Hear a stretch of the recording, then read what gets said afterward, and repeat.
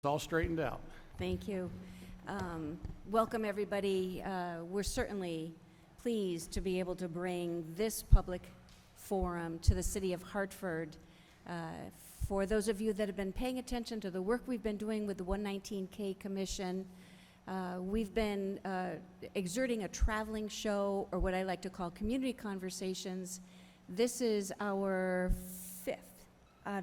fourth or fifth out of the community sixth out of seventh. All right, I missed one. I was on vacation. But the whole reason we've been doing the traveling show is so that we can hear from the stakeholders in the communities what they're experiencing and what they're seeing in their communities.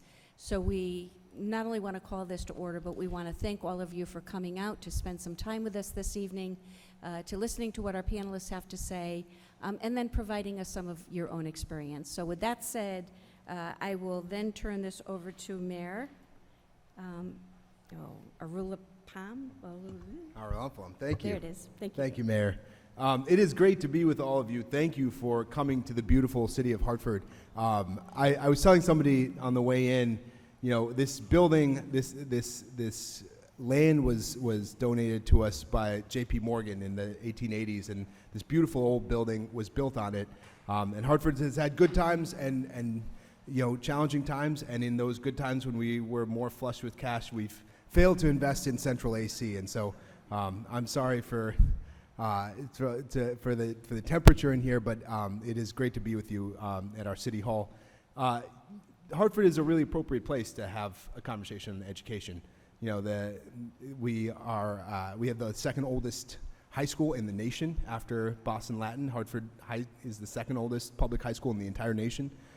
We are the birthplace of Henry Barnard, who was the first Secretary of Education for the U.S., and many view as the father of the idea of public schools in America. One of the really early proponents that said, you know, if we really are serious about opportunity being available for all people, regardless of race or gender or a socioeconomic background, then we as a society need to be responsible for education.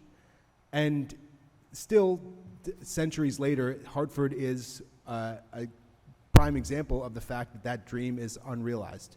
And I think it's hard to talk about the impact of Opportunity Youth without talking about inequitable funding of schools in this state that has led to school districts like Hartford's, in which kids growing up here, because of the zip code they're born into and the school system that they inherit, are faced several yards back from their counterparts in neighboring towns.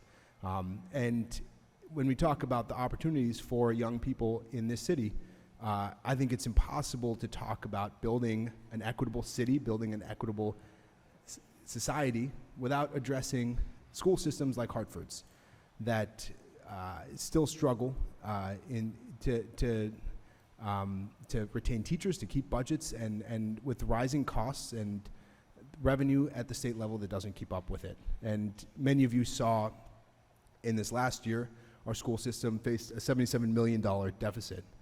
And there are many small individual contributors to that, but at a systemic level, I think we all have to understand that there's an inequity in a school system in a city as large as Hartford, with kids who have the level of need that Hartford students have, that is unable to keep pace with the rising costs of education. And so in a couple of weeks ago, I impaneled the Blue Ribbon Commission here in the city of Hartford to look at our school system, and it included everybody at the table who we thought really needed to have a say in that conversation. It was state legislators, it was community leaders, it was members of our superintendent's team, the chair of our Board of Ed who's here tonight, our teachers unions, our city councilman who's also here tonight, and was chaired by three people who weren't in part of any of those groups, but really cared about our kids, understood our city. And I see one of the chairs of that commission, Hector Rivera, who runs our piece of the pie here tonight as well. And it was really important to me to have somebody who was involved in Opportunity Youth outside of the school system as part of those conversations, because to me it's a continuum of care. It is the moment that child enters the school system, and then the moment they leave. And the other thing we did this summer that was a partnership between the city and the school system to address opportunity youth that has been working really well is we opened night gyms in the city.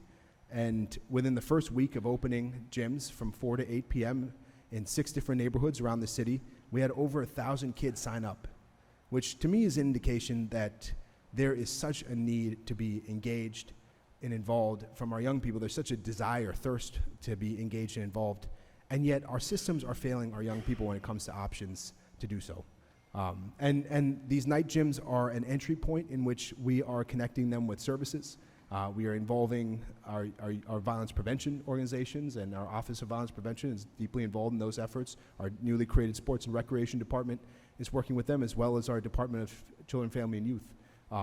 But both when we talk about the solutions to education and when we talk about the solutions to youth engagement, the key tenet from the city of Hartford has been that we need everybody around the table involved in the same conversations. And that is the core of this 119 commission, 119K commission, and the core of this work here, that it is not the people behind this podium, but all of the people in a community that involve and touch a child's life, all of the people in our community that determine what the course of a city looks like, determine what the course of our state looks like, that need to be involved in that conversation. If we don't work together, it's impossible for this work to be successful. So I thank you guys for coming to the city of Hartford. I thank all of you who showed up to give your thoughts and to be a part of this conversation that is so important for all of our communities. Thank you, Madam Chair.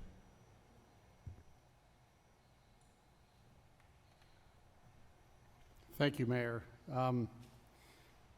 When I came in this evening, I first ran into the mayor. I said, Mayor, you know us more robust guys don't do well without central air conditioning.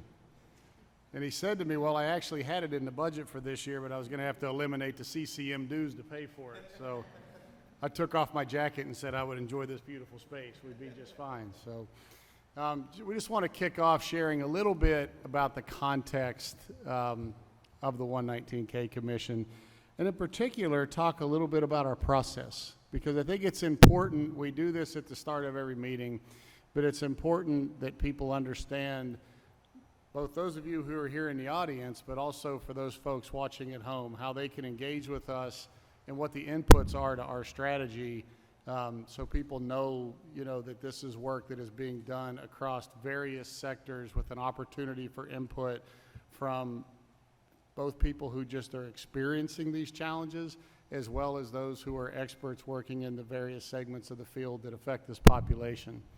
So one of the things that we want to do is, at the end of this, we're going to publish an actionable multi-year strategy for Connecticut to get 60,000 young people back on track within 10 years. Now, that 60,000 number is no secret. If you look at almost 120,000 kids, that's reducing this population by half within 10 years. I think everybody on this panel recognizes that that is a difficult charge, but also one that we can accomplish by doing it together. And in terms of doing it together, I think that's the other point that you'll see on this slide that is so important, which is to complete a process that results in stakeholders organized to advance the strategy implementation. What that really means, you take the fancy wording out of it, although it's not that fancy, but what it says, there's a whole lot of people doing a lot of good work in this space, but doing it in a vacuum. And we want to make sure that we build a strategy that brings all of those people together and has them sort of in the same boat, all rowing in the same direction. We think that in many cases, we don't have to reinvent the wheel. In many cases, we have to bring things to scale and bring good people together and good organizations together that are doing this work and find a way that they can work together and feed off of each other, putting these young people at the center of that work to make sure that all of their needs are met. So how do we get there?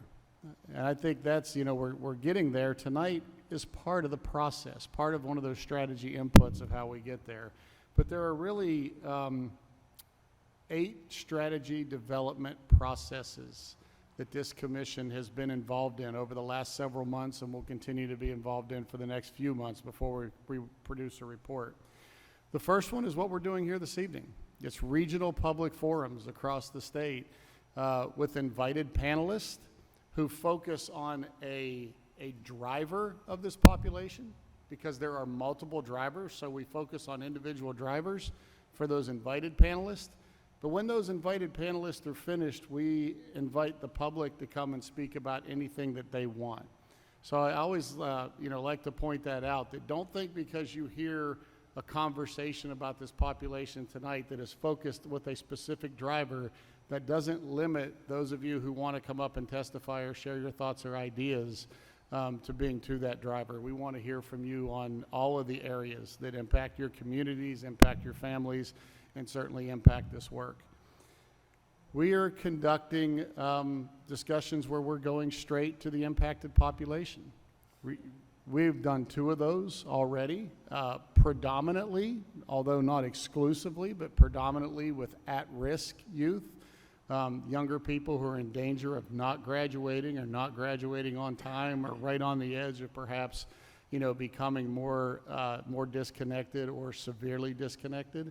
But we're going to continue to hold those roundtable discussions where we're going to meet with folks who are severely disconnected, some of which are incarcerated, and understand their experiences and what got them to this point, and more importantly, what could have been done differently to keep it from getting to that point. So we're really going straight to the populations that we're trying to impact and hearing directly from them. We're receiving a great deal of testimony through the website, the 119kcommission.org, and I would encourage folks that maybe aren't comfortable getting up and speaking, or maybe the time allotted that we have is just not enough time, to engage with us and submit your testimony through the 119kcommission.org website. We've taken in probably 30 to 40 pieces of testimony, very well written, by the way, testimony to this point, and looking forward to continuing to receive that written testimony from folks all across the state. Doing local forums hosted by the commissioners. These are regional forums, more public facing, but a lot of our individual commissioners are hosting forums right in their own communities, bringing in the different providers or populations that they know exist within the community and hearing them directly. So they may not be quite to the scale that these regional forums are, but they're a very intimate type of setting that we're able to hear from people right in their own backyards. We're conducting commissioner interviews. Now, what does that mean and why? If you're on the commission, why do you need to be interviewed? Well, what we realize is the commissioners that are here tonight and some that can't be with us this evening, we can all hear the same presentations but take back something different from it. So our consultant, the Boston Consulting Group, is actually taking individual time with each commissioner to hear their thoughts, their input, and their feedback. So it's not just being done as a collective within the group, but we're giving them the opportunity to share their own individual personal reflections that helps frame this report. Connecticut stakeholder briefings. It's very important that we speak with stakeholders from all across the state, those who are going to be directly involved in implementing this strategy and making sure it works long after this report has been put forward and long after this commission's work is done. We've listened to national expert briefings. Very, very valuable information. What's interesting is there are areas in the country where there are people who are doing really good things, really good work is being done, but no one has really taken this on at the level that this commission has. So we are hearing those success stories in those different segments across the country and drawing from their expertise. And then we're doing Connecticut research, which is so very important. That Connecticut research is hearing from people right here in the state who have been working in various aspects in this space and getting research briefings from them. We've done it with the State School Finance Project, who has really done incredible work in understanding how we finance and fund public education. We've hosted briefings with the Boston Consulting Group, our own consultant, because in the incredible work that they did with Dalio Education that put out the report that identified this population, they also learned quite a bit about this population that wasn't necessarily in that report, that is able to continue to help shape our findings and our conversations going forward.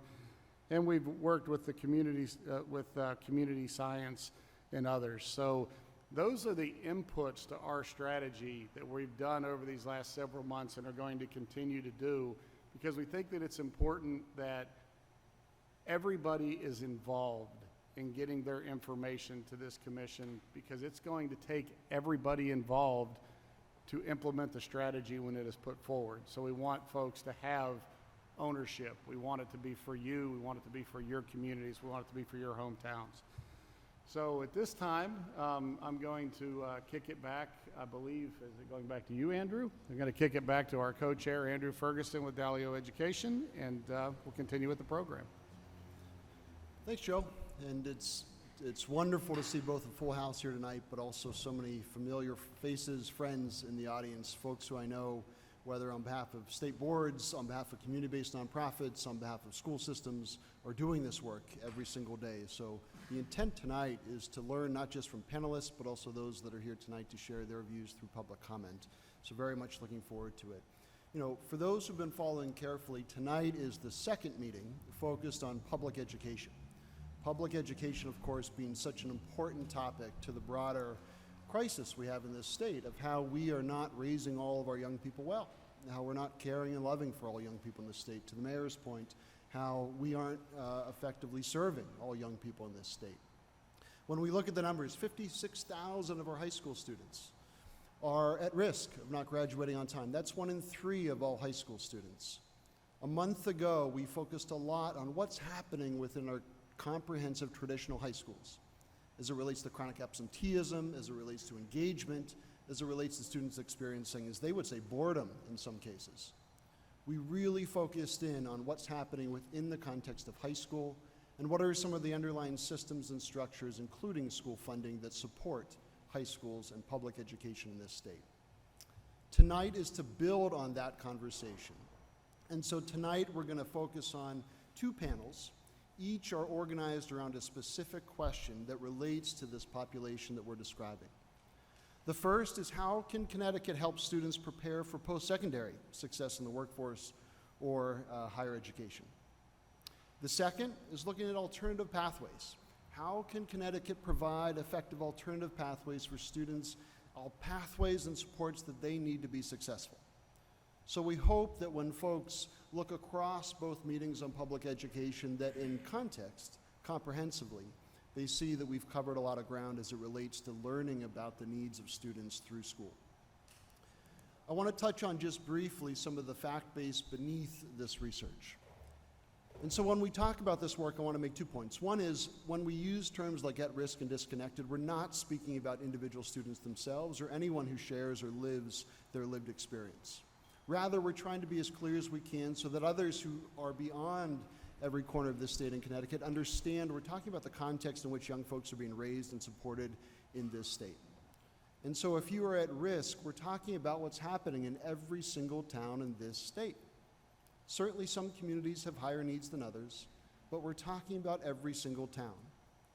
That's important to say, because when we look at students and their needs, we see often that there are high rates of transiency across not just high schools, but across town boundaries.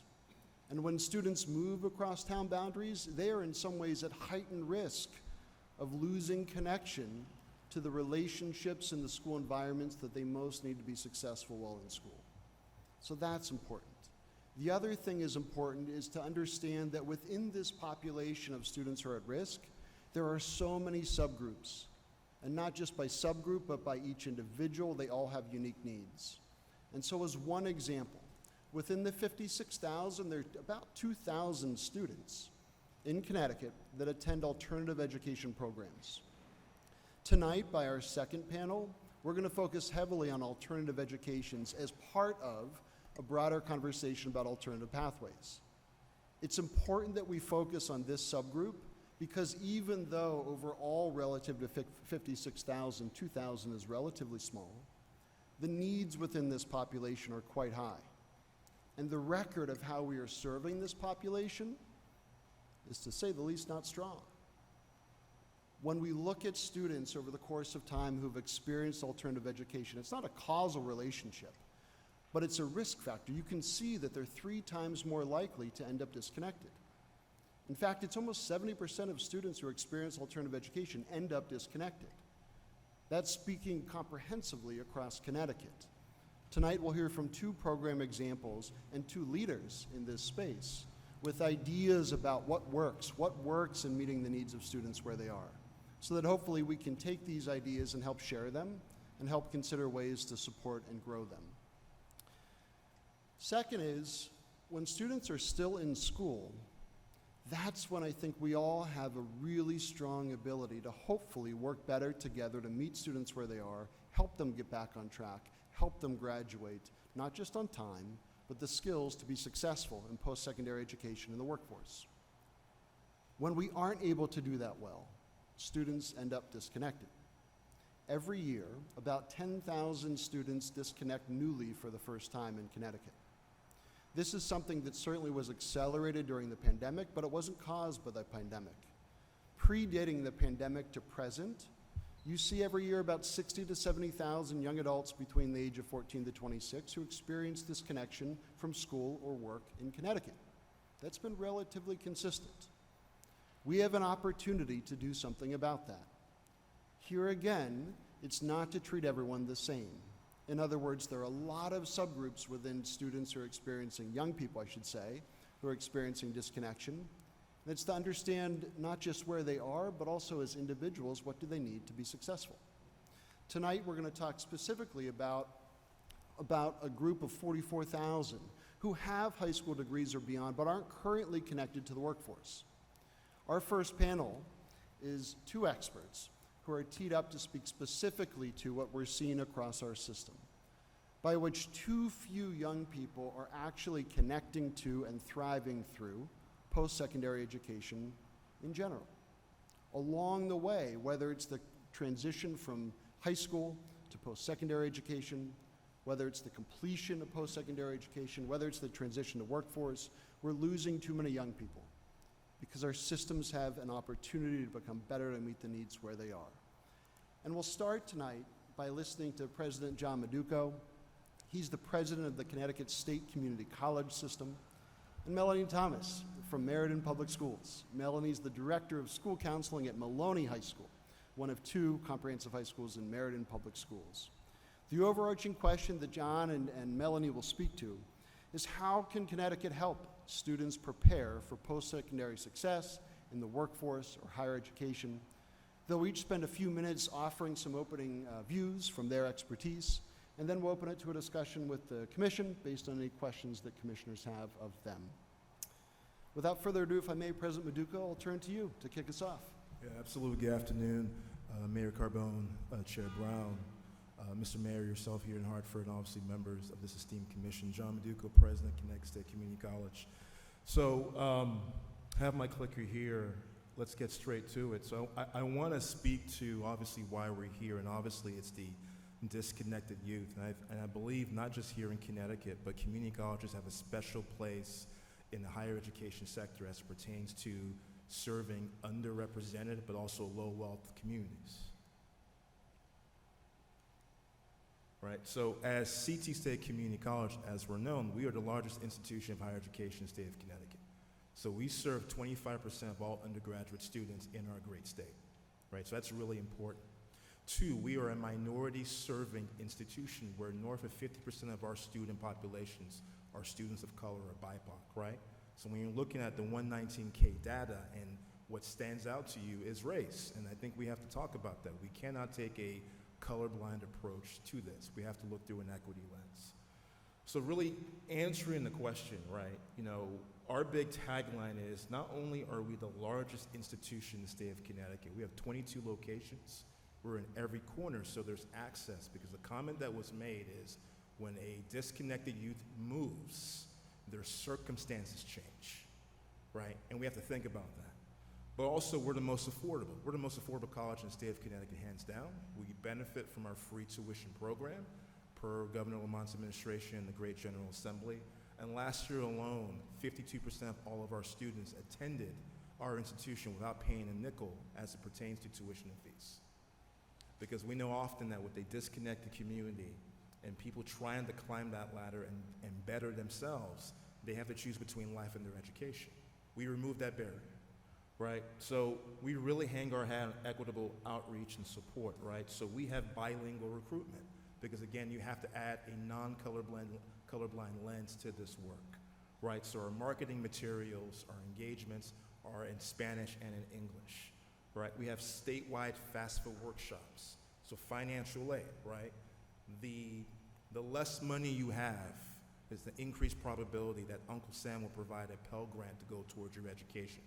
But typically applying for the FAFSA application is very intimidating and challenging, so we provide FAFSA workshops across the state, right? We have free English and math boot camps for underskilled universities. Again, that equity lens. Bilingual households. Often it's just language is the barrier to even apply for resources, have it be for social needs or education, right? We have American Job Centers on our campuses in partnership with the Department of Labor, right? And we are in every urban center in the state of Connecticut. And we're proud about that because we're in those communities where we see our disconnected youth. I mentioned obviously 52% of our student body pays $0 in tuition and fees. We have 12 campus-based foundations that provide both merit and scholarship-based support. Your carburetor car's broken down, you need repairs, right? Your food insecure, right? Our foundations contribute to that, right? So I'm sharing all of this in terms of higher education. We have to meet students where they are. We survey our students in the beginning of their educational academic experience with us, where they tell us 70% of them are employed, 40% of them are caretakers to someone, a child, a parent, a loved one. That's really important. So when we're talking about access to education, right, we have to speak to addressing those needs in the front end. And then lastly, we have holistic advising, where from day one, we have advisors assigned to our students to get them through their academic journey, right?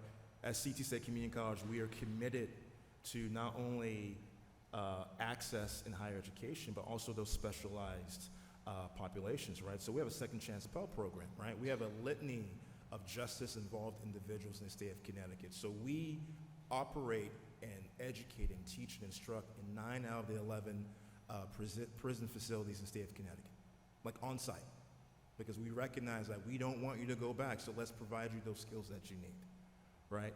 We have 500 plus Second Chance Pell students enrolled annually. That's a big deal, right? 6 of our campuses are working with 15 alternative schools. I know that's going to be a topic worked on later on today because we recognize there are different challenges for our folks.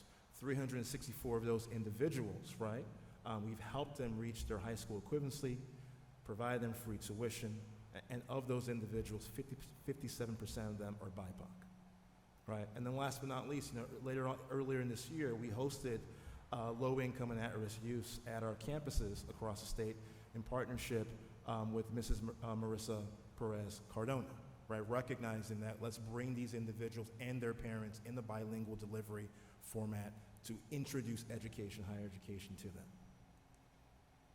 And then lastly, in terms of how do we bridge that gap with disconnected youth while they are in high school, right? CT State Community College, we're second only to UConn as it pertains to providing dual enrollment, or basically college programming to high school students, right? So we serve north of 6,000 students a year. So why dual enrollment? High school students that enroll in dual enrollment, basically they're taking a college course that counts towards both high school credit and college credit, more apt to graduate. That's a huge issue with the disconnected youth. More apt to matriculate to college, a huge issue here, right? But also, too, we get these individuals in the workforce pipelines. So a recommendation and also the ask that we're working with the State Department of Education, we're working with other groups is, Connecticut is the only state in New England that does not have a funded dual enrollment infrastructure, right? So you look at Texas, you look at Minnesota, red or blue states, dual enrollment's exploding. More and more students are getting college credits under their belt to benefit from the many benefits that I mentioned earlier. Despite it not being non-funded, we subsidize it greatly, right? We have a litany of programs across the state. We have Gateway to College at our Gateway campus in New Haven, right? We collaborate with Achieve Hartford, right, to address the very needs that the mayor was speaking to earlier. We're launching a Let's Get Ready mentorship program that we are going to establish a peer mentorship type of infrastructure to address our students across our system, right? To get to 10 to 15,000 students within 5 years. And last but not least, we work with all of the regional workforce boards, right? We work with the majority of community foundations because we're the #1 leader in workforce development education in the state of Connecticut, hands down. And we recognize not only getting them trained and getting them educated, and I respect the report that's in here, but if our students and these disconnected youths don't achieve family-sustaining wages, then what are we doing for them? Right, so we have to leverage the ALICE threshold and the poverty line to say, any job that's out there that's below those levels, why on earth are we even offering to these individuals? Because they're not gonna break that cycle, right? So we are intentional in terms of our work, in terms of the people that we serve, but also meeting individuals where they are, right? And we have to adopt both an equity lens, but also an anti-racist framework, right? Because again, per Governor Lamont's administration, the study that his administration did, I believe in December, Connecticut is one of the most segregated states in the United States. Not a red state, not some of the states that make the headlines. Connecticut is one of the most segregated states in our country. And we know that there are 2 Connecticut's. And based on where you fall into that, it dictates your livelihood. Mr. Mayor, I believe Jeffrey Flax of Hartford Healthcare, when you take life expectancy between those who live in the city of Hartford compared to West Hartford, I believe there's an 18 to 20 year difference or delta based on life expectancy. Primarily black and brown communities and low income, low wealth, and immigrant, right? So again, it's Connecticut State Community College. We are Connecticut's community college, right? We are for the people, we're the people's college. We know the work that we're doing, though not alone, is one of many, right, solutions that we have to augment and invest in and make sure it's accessible across the state. I thank you for your time.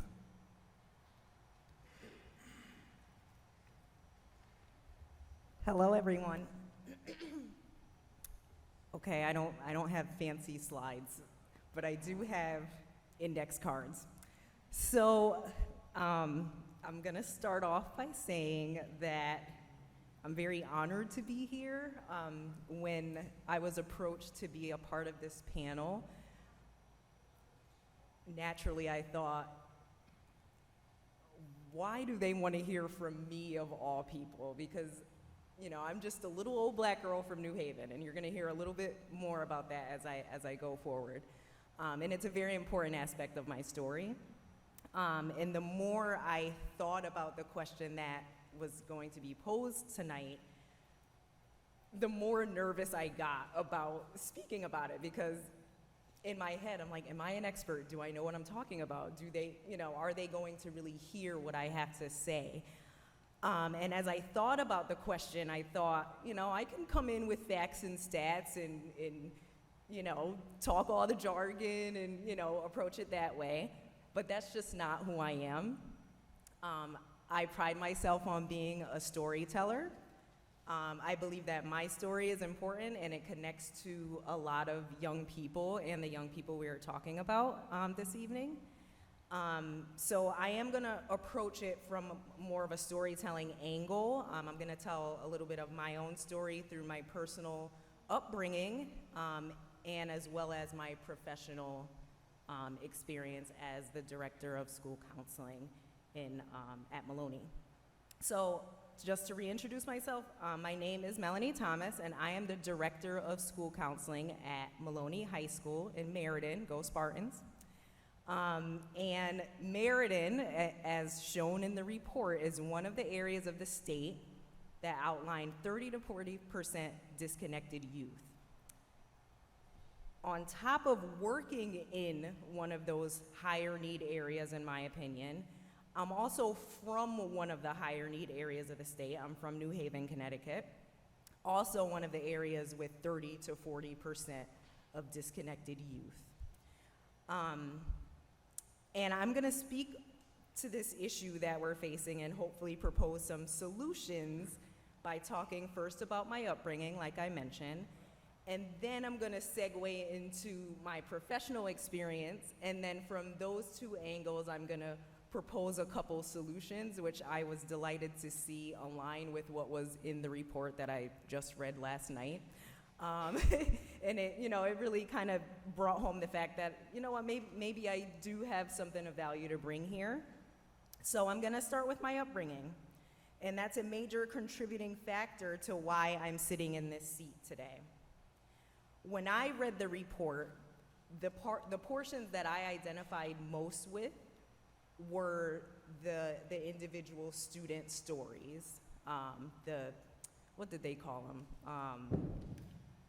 There was a nice little way that they put it in the story. It was like they had a little title, but they were the individual student voices that I connected with primarily. So just to summarize those experiences, there was a young lady who never returned to school after COVID.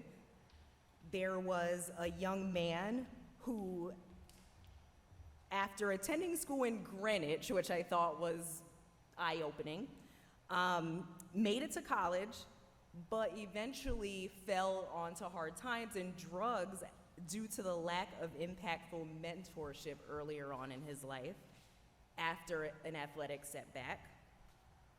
There was a young man who faced racism and discrimination at a predominantly white school, and he carried that with him for years after graduating, and needless to say, ran into some roadblocks as a result of that, because you just don't get over those experiences. And then finally, there was a young lady who ended up graduating and attending college, all thanks to a community mentor outside of school who helped her develop self-advocacy skills while in high school. So I see myself in these young people. In fact, I was one of these young people in a sense, if you really want to break it down. I could have been a disconnected youth or young person. I started high school with a number of the risk factors associated with becoming disconnected. We were a low-income family. We got state assistance. I had an absent biological parent.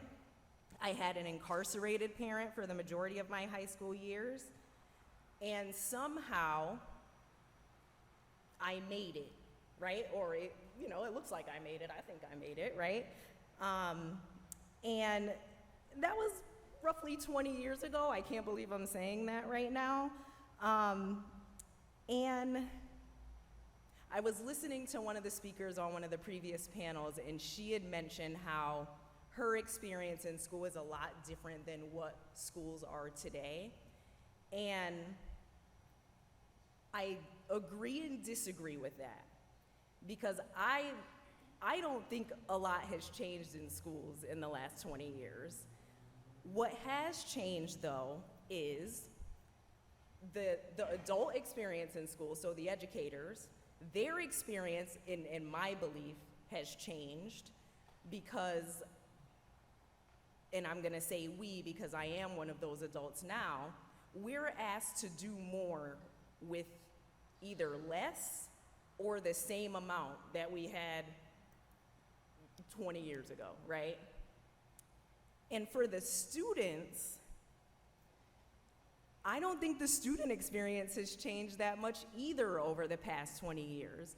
The one thing that changed for students, or one of the major things I will say, one of the major things that have changed for students over the past 20 years is their access to technology. And I'm gonna talk a little bit more about this later, but our systems cannot keep up with the rate of speed that the technology boom is happening. So those are the major two things, and that's a big change for kids. It's one thing, but it's a big change that impacts many things. So in my experience growing up in the New Haven public schools system, I believe there were three major factors that led me to become a first-generation college student and ultimately leading me to sit on this panel. So I'm gonna list them. So the first thing, no matter how broken my home was, and it was broken, My parents understood the value and power of education.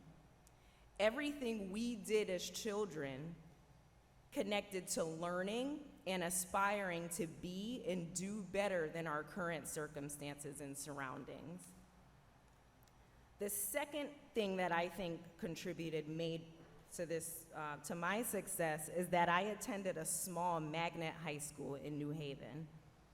And when I say small, I mean my graduating class was 60 kids, 60 kids. And every time I say that to someone, they're like, what? That's really, really small. And I'm thankful for that. And due to that small environment, I felt that my teachers and my school counselor were able to connect with me and that they genuinely cared about me. And that's not to say that educators in larger systems don't care about their students and don't connect, but when the ratios are smaller, more impactful relationships happen. And I'm a testament to that. The third thing is that I had a school counselor who looked like me. My school counselor was a black man and one of very few black educators in that building. And shockingly, I find myself in spaces where I'm still the youngest and the blackest in the room. And that's a problem, right?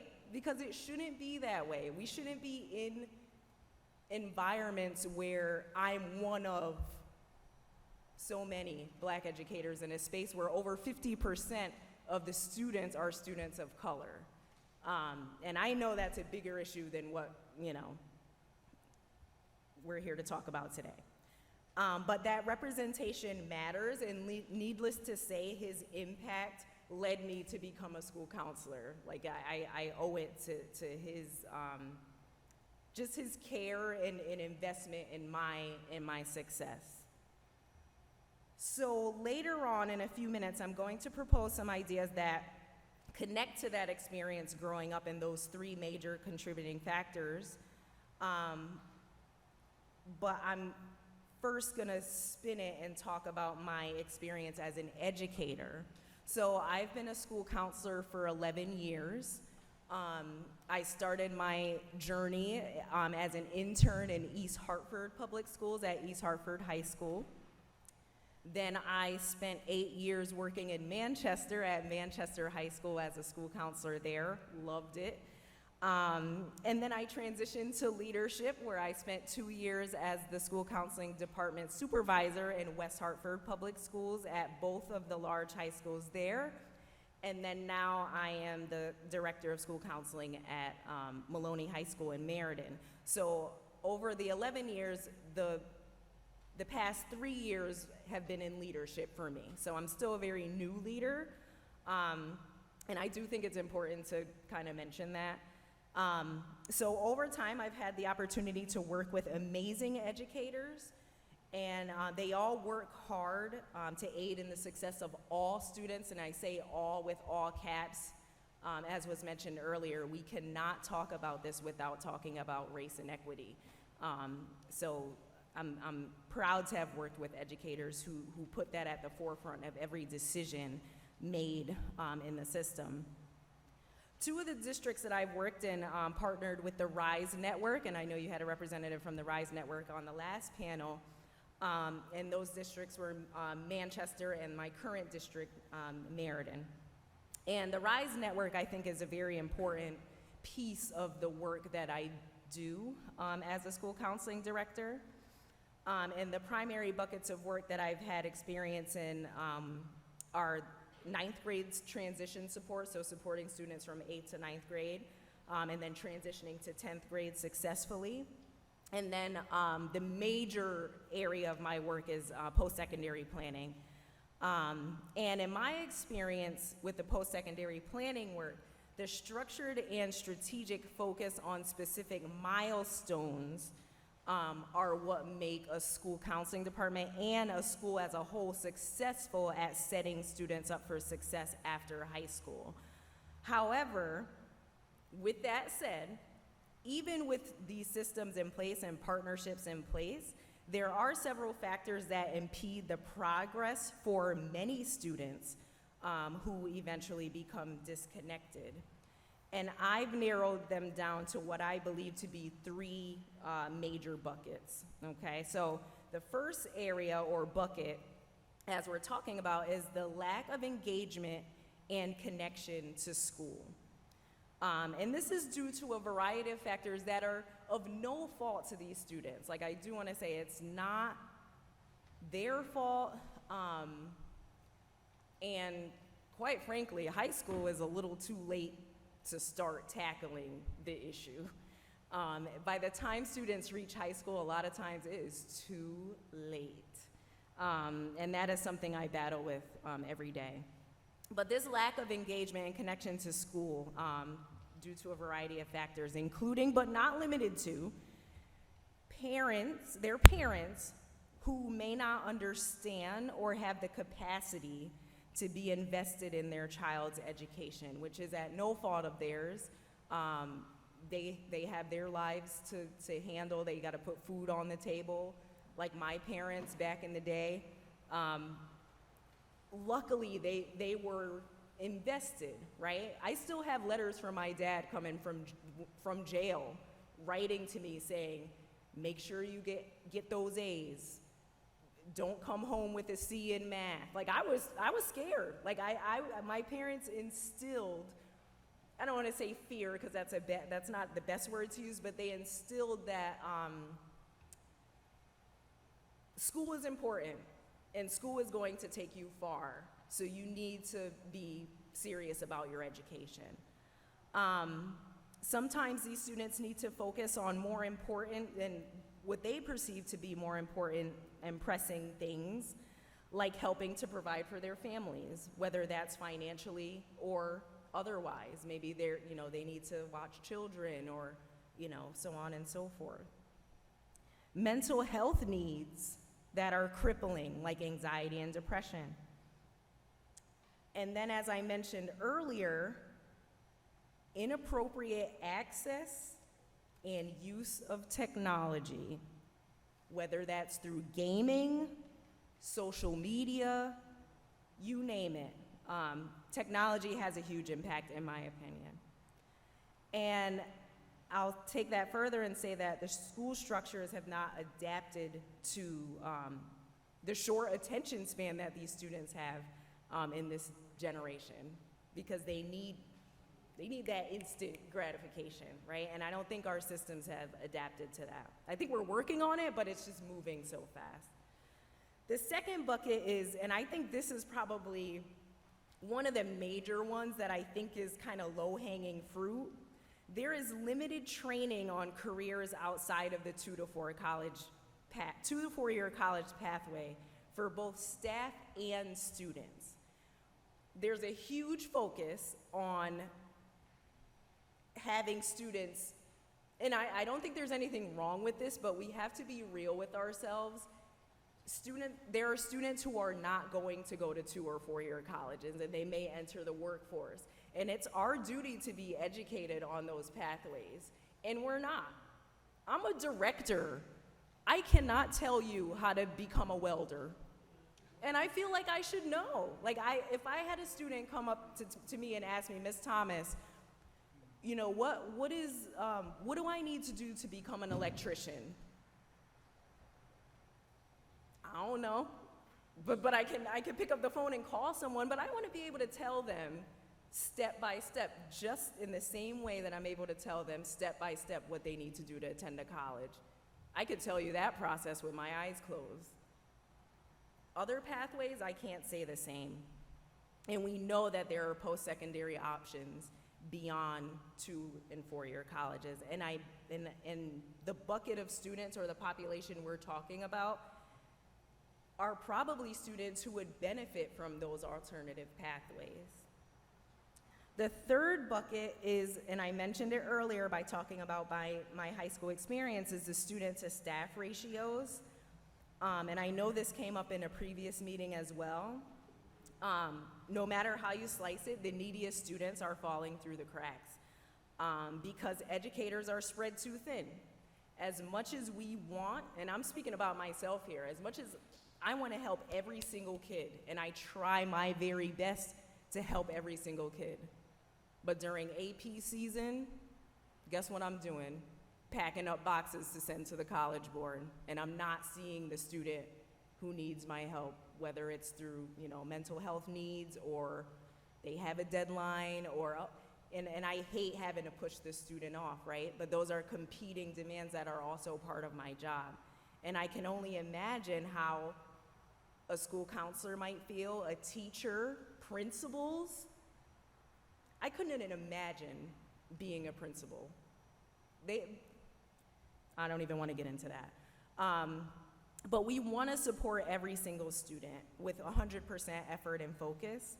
And like I said, we don't have the capacity due to the competing demands professionally and personally. A lot of times I tell people the only reason I'm able to do my job as well as I do it is because I don't have a family. I have a dog. That's it. My dog can wait. I don't have a kid at home saying, Mommy, I need this, I need that.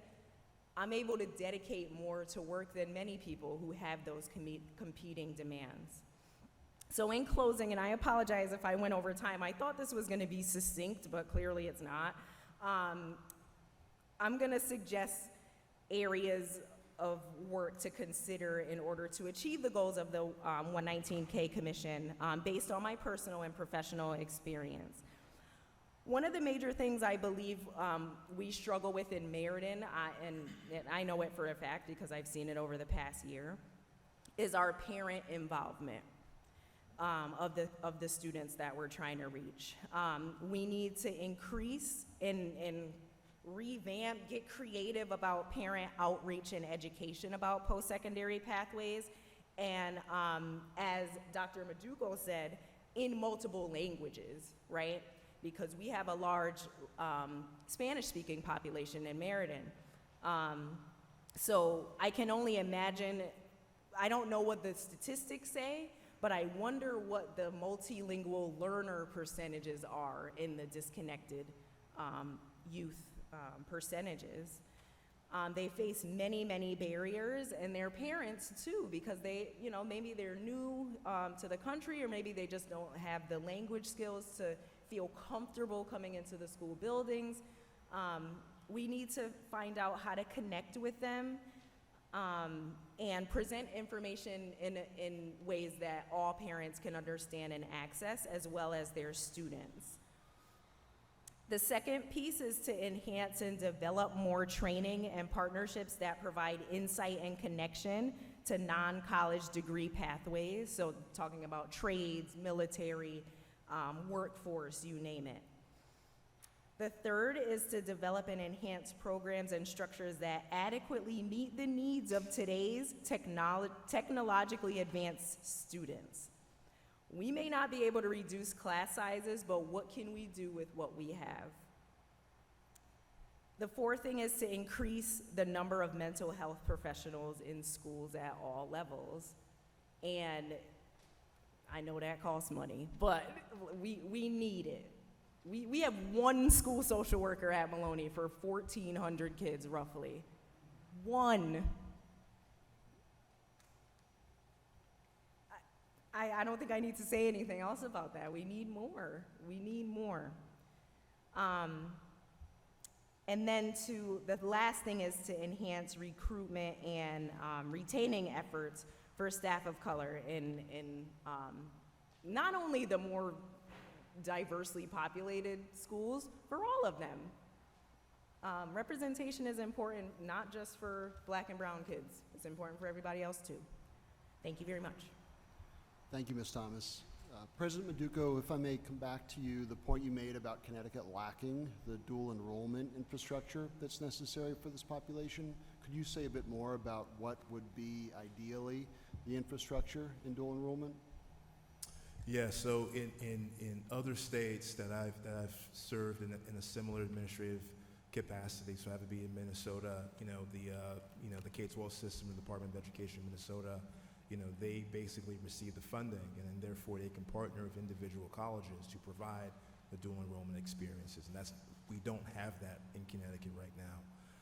In Texas, it comes locally from, local taxing districts, right? I think having that in place gives a leg up. Now, we're being proactive in terms of we're expanding our eligibility, right? So we want more individuals to be eligible to benefit from dual enrollment, right? Versus closing doors on them. And then also, too, ensuring that every dual enrollment student can benefit from the college services. So on our campuses, we have a mental health counselor on the majority of our campuses. We have food pantries. We have holistic advising and wraparound support services that these high school students would also be able to benefit from, and therefore helping them in high school as well. So I think it takes a village, right? And we know that dual enrollment, we've seen the national data in terms of the increased success, retention, persistence, and ultimately, matriculation to colleges and universities.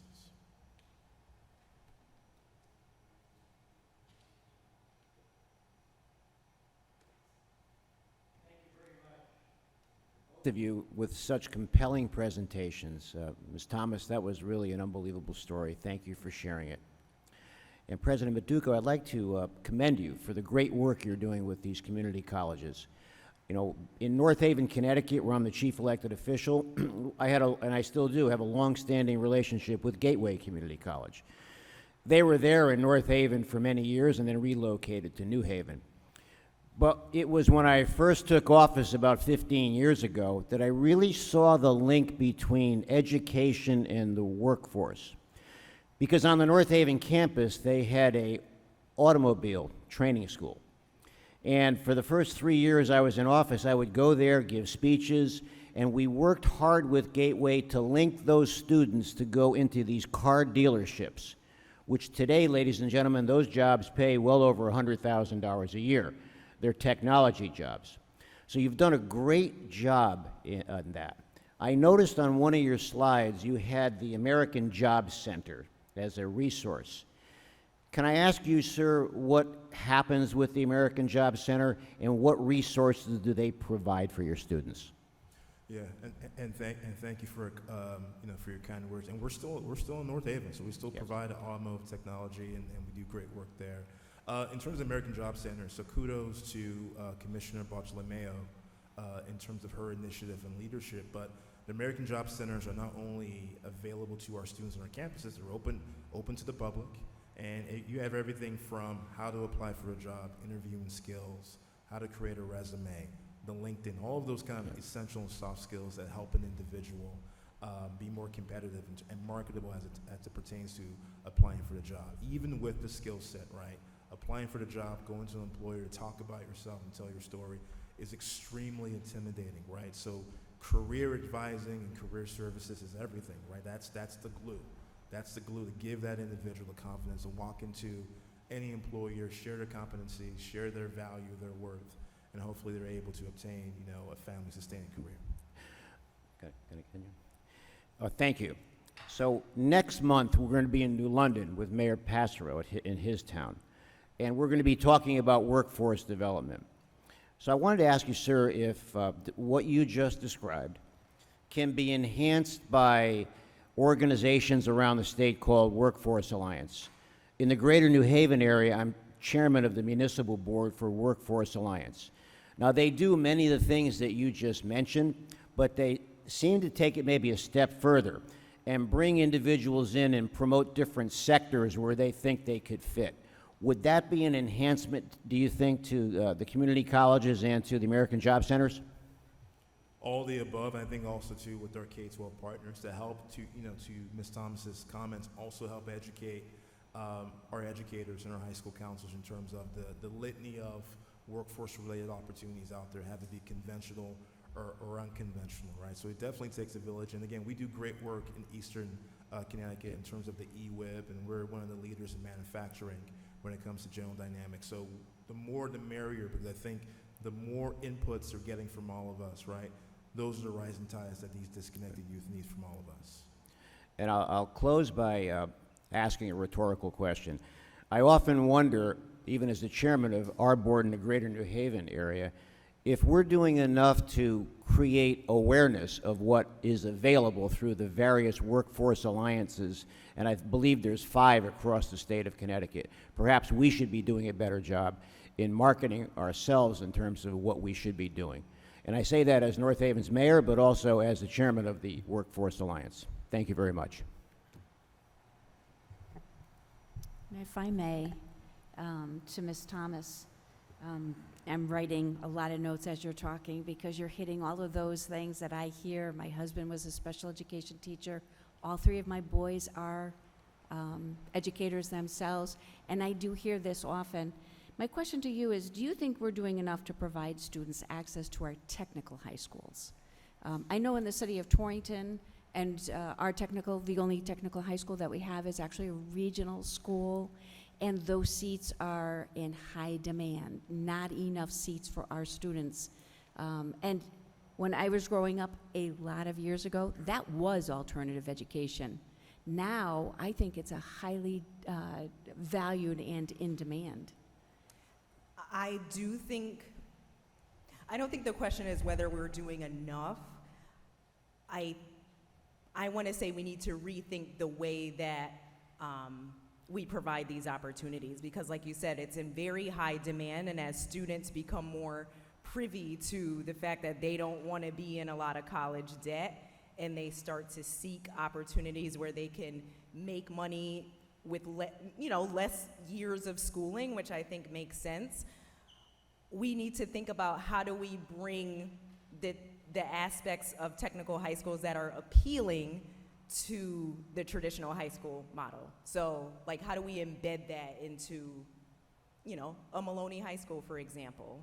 How can we provide programs that achieve the same result and allow more access and more opportunities for students who want to get in those seats but may not be able to because of, the constraints? Yeah, I appreciate that. I think that also what I've noticed over the years is those decisions, when you're going from 8th grade into 9th grade, and you're going into a high school because you're not sure you really want to go into a school that's going to teach you a trade. And then you're less than successful in 9th grade, 10th grade, and now all of a sudden those trade opportunities seem to be more attractive to you. I worry that we're not providing a pathway to change course at those, later times in high school career. And I don't know if our community colleges might be able to fill that gap. But I do wonder from your perspective as a counselor, if those opportunities are available, if that would be something that you could put in your toolbox. I think that would be amazing. Like, in a perfect world, I view the transition from 8th to 9th grade as an exploratory period. One of the speakers, the representative from the RISE network at the panel that I watched, talked about how important the 9th grade year is, and that's a lot of pressure. You're, 13, 14 years old in 9th grade, and that year defines the trajectory of pretty much your life. So why not make that an exploratory period? Students don't know what they don't know. And they definitely don't know what the adults don't tell them, because we don't know, right? So if we provide opportunities for them to explore and really identify what their interests are, because a lot of times it's not going to be found in the AP World History textbook. It's through experience and hands-on learning. And I do believe a lot of schools are moving in that direction, but if we can provide more, like you said, pathways and milestones to help students explore those opportunities and make more informed and confident decisions by the time they're moving towards the end of their high school career, that would be great. So I want to thank both of you for being here. First off, I really enjoyed Joe, I think Mayor Passwords. Yeah, I had a question. Oh, I'm sorry, I'm sorry. Yeah, I was gonna ask a question. Yeah. Oh. Just giving them the thanks, but I will ask a question. You're the big dog in the No, room. no, Go no, right no, ahead. no. Listen, I just want to point out, he called on me, so I would have never gone in front of you. So, Ms. Thomas, first of all, number one, you don't need to ask the question. You have made it. So congratulations to you for making it, number one. I wanted to ask you, when we were doing these youth roundtable discussions, and two of them in two significantly different parts of the state, one of the questions that we asked at-risk young folks at the tables, at least the tables I was sitting at both tables, where they went for information in school, or where they went for information for their post-secondary or their career path, that type of thing. And it was striking to me, at least with the groups that I sat with at two different schools, that the answer that was consistently given was Google. None of them named people within their family. Actually, I take that back. One did. One named an uncle. And at one of the cities, when I asked the question, I asked a follow-up question, and I said, well, what about your school counselor? It's clear that you're very passionate and you're doing very good work. No question there. But the answer that I received from at least those young people was almost an answer of shock, and it was like, well, no, never. Like it wasn't even a thought to them to do that. So I guess my question to you in the profession, are we doing enough to take Muhammad to the mountain, or are we waiting for the mountain to come to Muhammad? And is part of that because you're so bogged down with, as you talked about, the other responsibilities within your work? So I'm just curious as to your thoughts on that. I think we try our very best, and I will say I am not surprised by that answer at all. Every time I attend a graduation, which I've attended many at this point in my career, school counselors are never mentioned in any speeches. They're never thanked. I'm saying they're like I'm not one of them. I am one of them. It's a thankless profession, and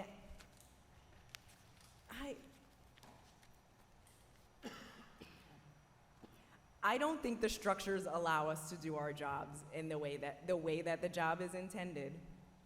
Schools have changed so much, and the workload becomes more and more and more and more.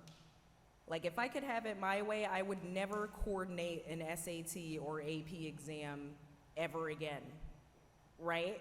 But that's part of my job, and it's a huge part of my job. For the school counselors on my team, they're amazing. And I also know that they have huge caseloads. You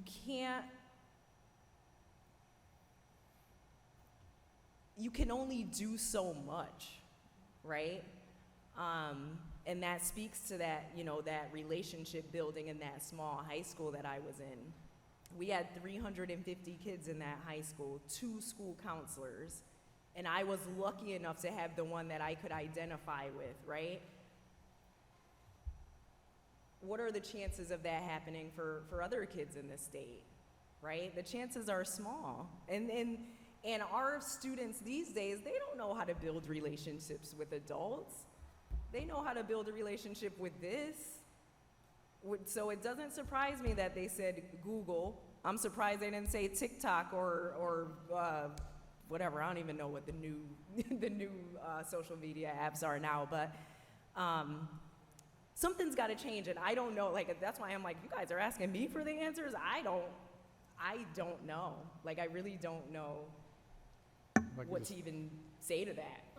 I just think as a member of this commission, for me, I sit in this room and I look at you, someone who clearly identified that one of the reasons why you made it was someone who looked like you and was accessible to you and helped give you the resources and the support that you needed, which you're never going to get from this.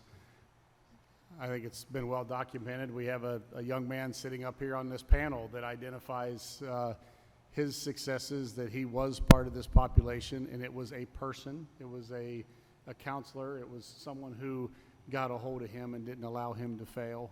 And so I just think that as we talk about this work, that it's important that we recognize that human connection. And what we're hearing, or at least what I'm hearing when we go out to reach these young people, is there are so many of them that human connection does not exist. So I appreciate you bringing that forward. And I also, I'm sorry if I can add, I don't mean to generalize, because I know this is not all kids, right? Like, there are some kids who do know how to, build relationships and things like that, but there's a large part of our population who struggle.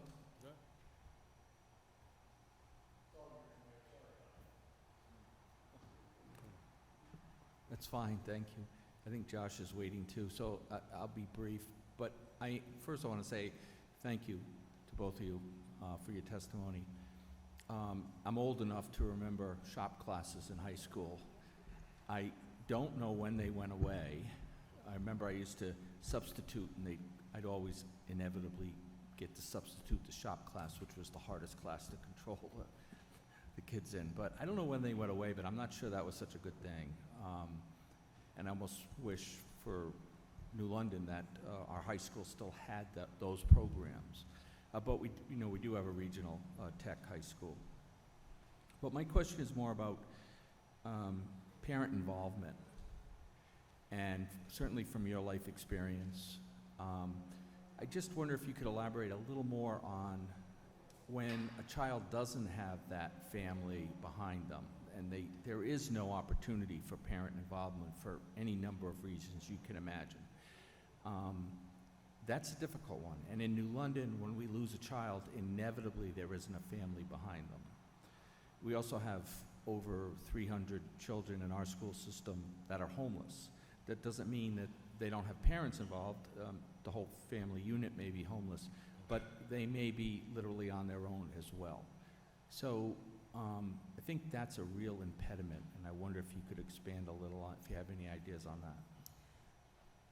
The answer lies in building a village, right? If a student is lacking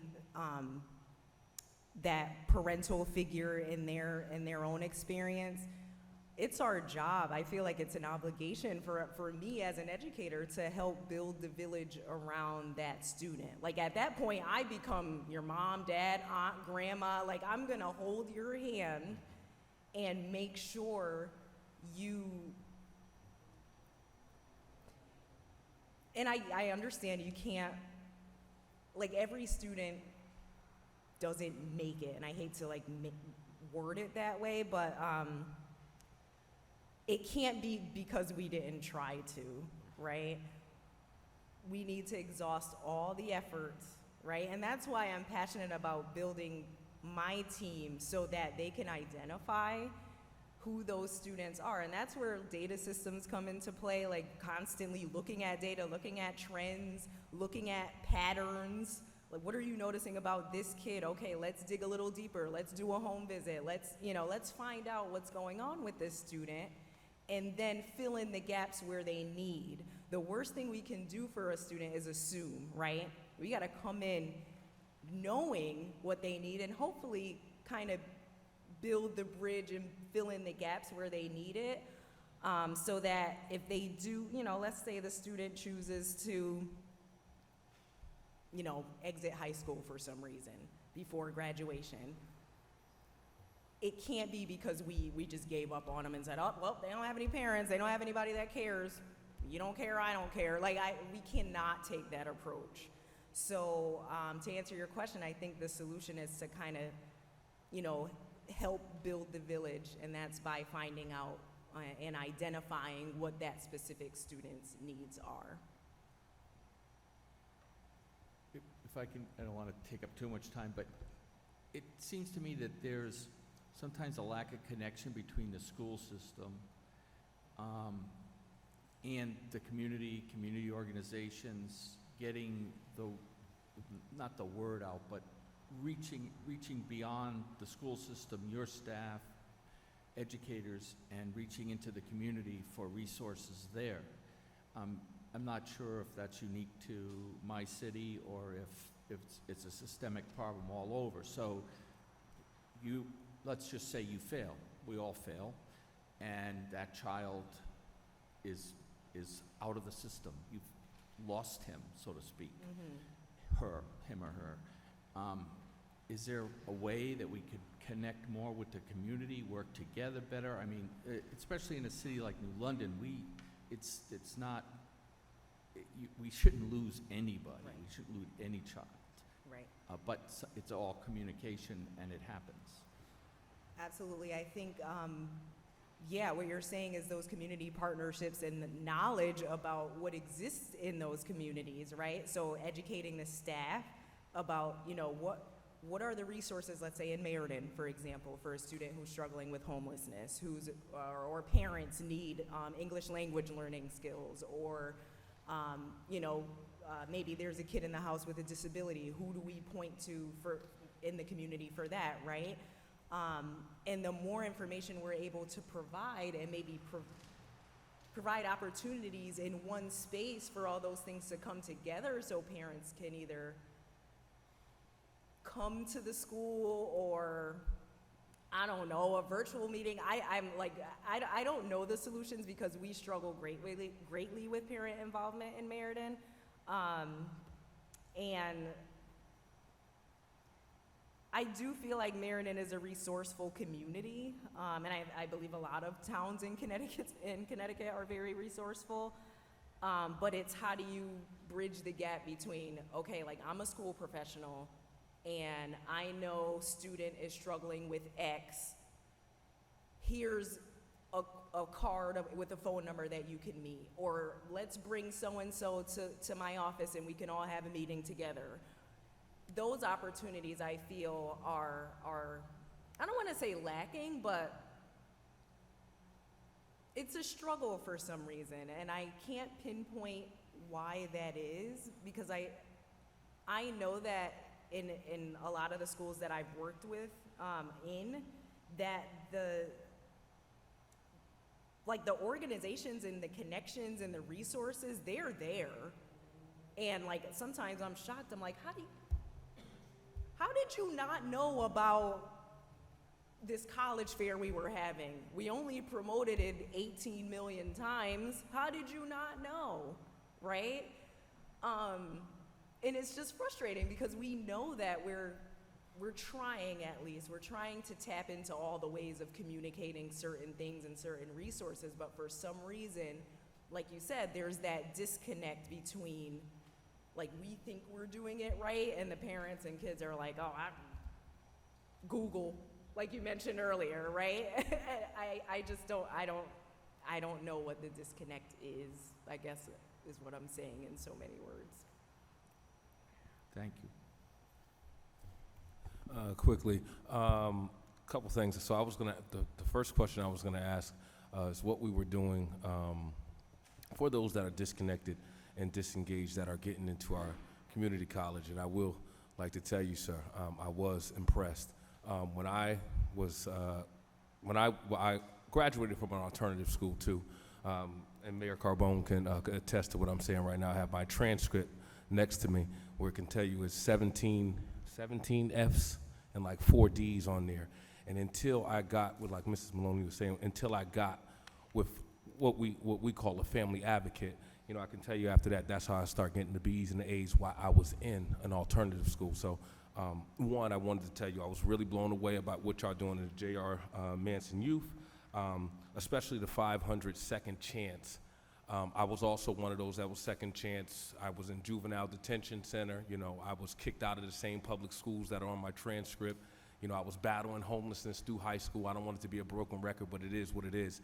And when you're saying that help that you need, I think it's important to stress the need that, yes, as counselors, you need help, and sometimes you need those outside organizations, those community organizations that can come in and not just address the child need, but the whole family. Because if you don't just address the whole family need, the child's not going to probably make it through high school. By the grace of God and good support and help, I was able to make it through. I was able to go to community college for 1 year, but then I wound up making it in banking. There was nobody, though, at the time to tell me in the college, hey, maybe you should go pursue a job as a teller and then probably become a vice president. No, it was my family advocate. Like, I'm going to do these applications with you until the bank hires you. And then 10 years later, I'm running a few branches, and, you know, I'm not homeless no more, and I got, you know, some homes. So those things there, it was very important, I think, that you both addressed. And I'm really, really, and I'll say this again for the record, I'm blown away by what you're doing in the community state colleges with the disconnected and disengaged youth, especially those in the alternative school, getting to them at 9th grade instead of waiting until 10th or 11th they're thrown out. So thank you. I just thank you. Really not a question, but a statement. President Maduco, Ms. Thomas, thank you very much for being panelists and sharing your expertise with the commission today. At this point, we'll transition between panels. And so the next 4 panelists may come up as President Maduco and Ms. Thomas transition.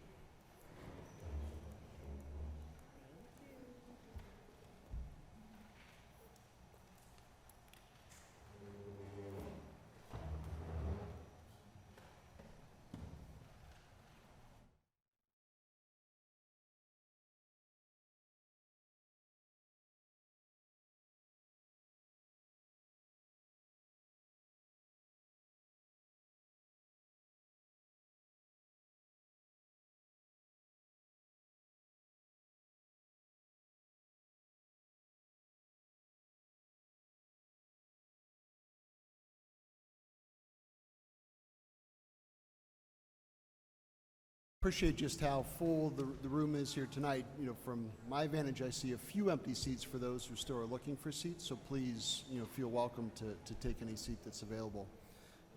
The second panel for tonight. So the organizing question for this panel is to look at how can Connecticut provide students alternative pathways, alternative supports that they need to succeed. This includes both alternative education programs, but also more broadly, innovative strategies, different ideas for how to adjust school time, flexible hours, so many other ideas that I think we'll hear from the 3 invited panelists tonight.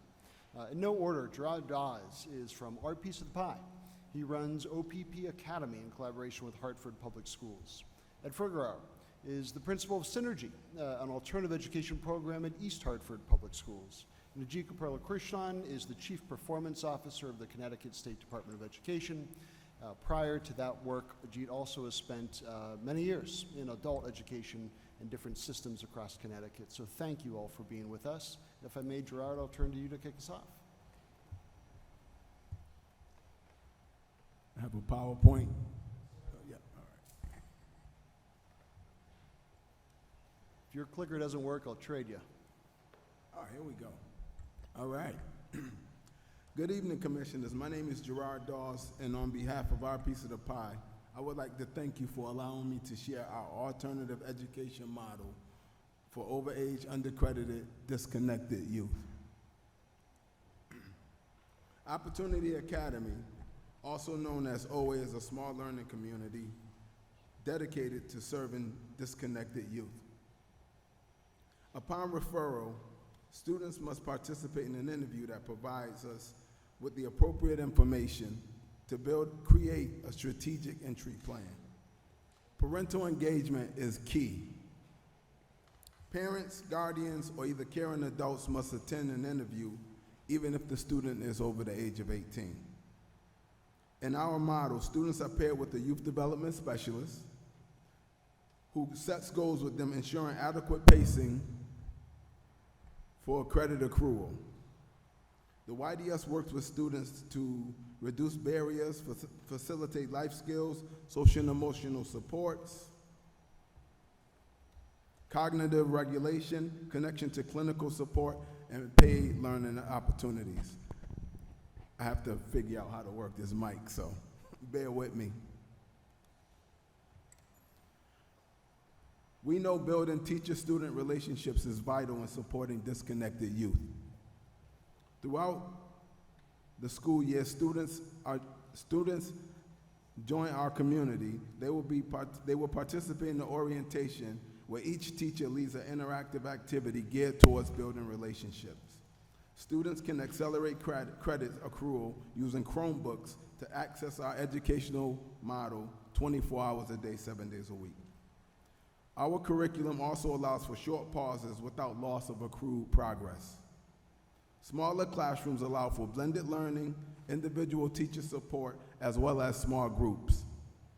Teachers monitor students' progress real time to encourage steady pacing. Upon entry into OA, a vast majority of our students don't know how many credits they have.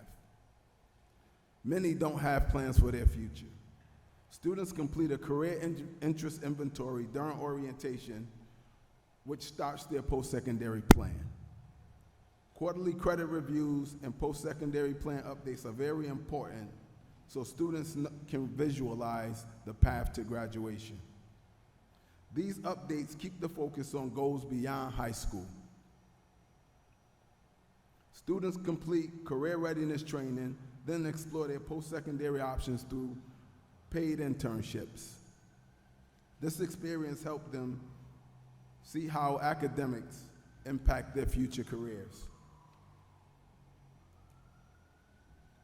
Together, anchoring supports, innovative educational strategies, and future planning leads to success for students. Investing time in our students help the students envision their future motivates them to get better grades and graduate.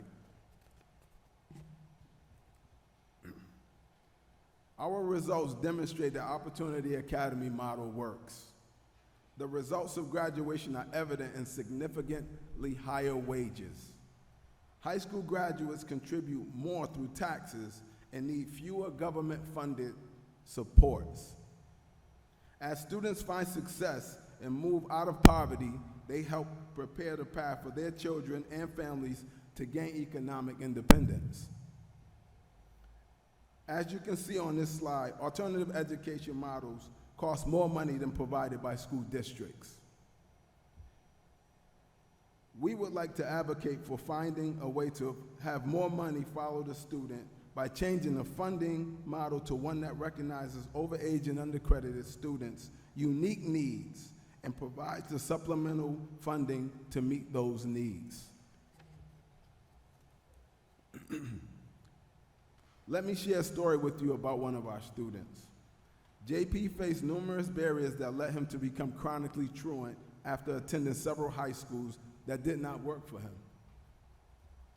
At the age of 18, JP joined Opportunity Academy, needing 10 credits to graduate. His YDS believed in him, and JP started to believe in himself, accepting the supports and persevering. After graduating, JP followed his post-secondary plan and enrolled in OPP's WIOA-funded manufacturing program at Asnuntuck Community College.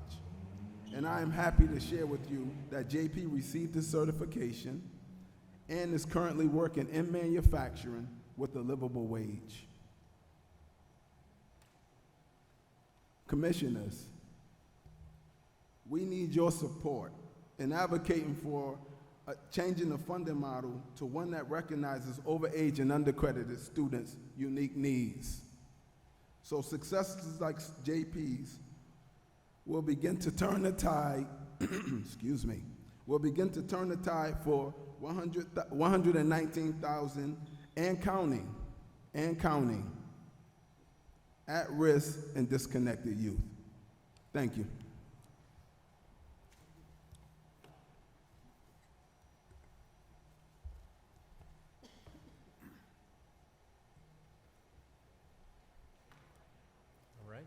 So good evening, esteemed Commissioner.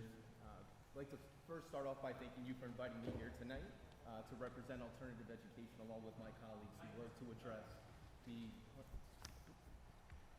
Sorry, thank you. All right. I'd like to, again, thank you for having me here tonight to represent alternative education along with my colleagues who work to address their share of the 119,000 throughout the region and the state. I'd like to share a little bit about Synergy, what's worked for us, and our continued struggles that we wish to shed a bit of light on. Synergy Alternative High School has been in existence for just over 50 years, and throughout that time, we've been fortunate enough to graduate over 2,000 students, which, when we consider the fact that we started out with 3 educators and modules behind what was then Penny High School, is an absolutely amazing feat. Within its 50 years, Synergy has really been able to excel in prioritizing not just that academic support and not just credit attainment, but really prioritizing students' social emotional development, rather, and their college and career readiness. I can speak to my experience working at Synergy starting 10 years ago as their school counselor, where we really sought to reevaluate and to revamp their programming to further align with the expectations that employers would have of their future employees. We wanted to make sure that students not only were able to secure employment, but were able to thrive and retain employment long term. So throughout that rebuild, we addressed college and career readiness on 3 fronts. We wanted to, 1, establish a career readiness inventory in which students were exposed to those expectations that employers would have of them. So we addressed areas such as attendance and punctuality, attitude and effort, communication and collaboration, time management, and presentation. Students on a period-by-period basis would receive feedback from their teachers on each of these areas, which then was a measure that we tracked throughout their time with us. For us, it wasn't just enough that we measured their career readiness, but we wanted to make sure that we supplemented that assessment with college and career curriculum. So essentially, our students participated in an advisory course 30 minutes every single day. It wasn't good enough for us just to do it once a week. So throughout that process, and one of the things that we wanted to make sure that we prioritized was their social emotional development. So that was something that we integrated, was social emotional lessons that students would participate in weekly that were aligned with our CASEL standards, and had access to our social workers, that they had access to our school-based health center. I think where we really began to gain traction was where we had an opportunity to have students participate in applied experiences, so really practice their skills in the college and internship settings. Those are 2 opportunities where prior to, I think many folks didn't think our students were worthy enough, right? They didn't think that they had a chance to be successful. So we began programming with our local community college, where students would earn college credit. And then we worked with our local elementary schools, where we had students visit twice a week to provide supports within the classrooms. And now I'm proud to say that we've had over 140 students earn college credit. Glad to say that we've had half a dozen students who are in turn working within our district supporting students, and many more on the horizon. I'll say that this programming very much resonated with our students, that allowed them to challenge themselves in areas that they didn't think possible. I could think of a few students, but namely Jordan. Jordan, who was a former honors student in the middle school, a student who came to us, was incredibly capable, but not working to their potential, struggled with attendance, chronically absent through grades 9 through 12, came to us at the beginning of midway through their senior year, but was able to develop relationships with our staff quickly, and those folks who in turn championed for him. He ultimately returned to us for a 5th year, participated in Student 5.0 college and career readiness workshops, worked with East Hartford Works, and earned a position with Raytheon Technologies' manufacturing pre-apprenticeship program. Could say that Jordan has since completed that program. He has been working for Raytheon for just over a year now, and he is earning well over $30 an hour at just 20 years old, which is an amazing opportunity for him. I think since our programming has only grown, right? I think it's largely in part due to the relationships that we have with stakeholders in the community. We've had the support of organizations like Ready CT and Student 5.0, the Connecticut Center for Advanced Technology, East Hartford Works, Capital Workforce Partners, of course, the CT state system, our friends over at the elementary level who were willing to take on our students as interns, Intercommunity, and East Hartford Youth Services. I think that really speaks to just the fact that it really does take a village, and then it takes folks willing to provide our students with a second chance. These folks really came to the table willing to support us, willing to support our students in dispelling the negative perception that alternative education students often have. So That being said, although we've gained some success, there are some changes that I think we wish we could see. Changes that I think can really help us further support our most at-risk and our disconnected students. For example, understanding that success for alternative education programs when compared to the larger comprehensive high schools may fall a little bit short. Therefore, it's important that we look at other accountability measures and that we expand further than SAT performance and AP performance and weigh FAFSA completion, post-secondary enrollment that includes enrollment in trade programs, in the military, and employment. I think it's important that if we consider these areas, if we consider growth and success in these areas, this will help change the culture within our buildings, but also the regard that we're held in as alternative programs. Additionally, for too long, alternative education has been the dumping ground and not seen as an opportunity where we can experiment and take chances to really further engage our students.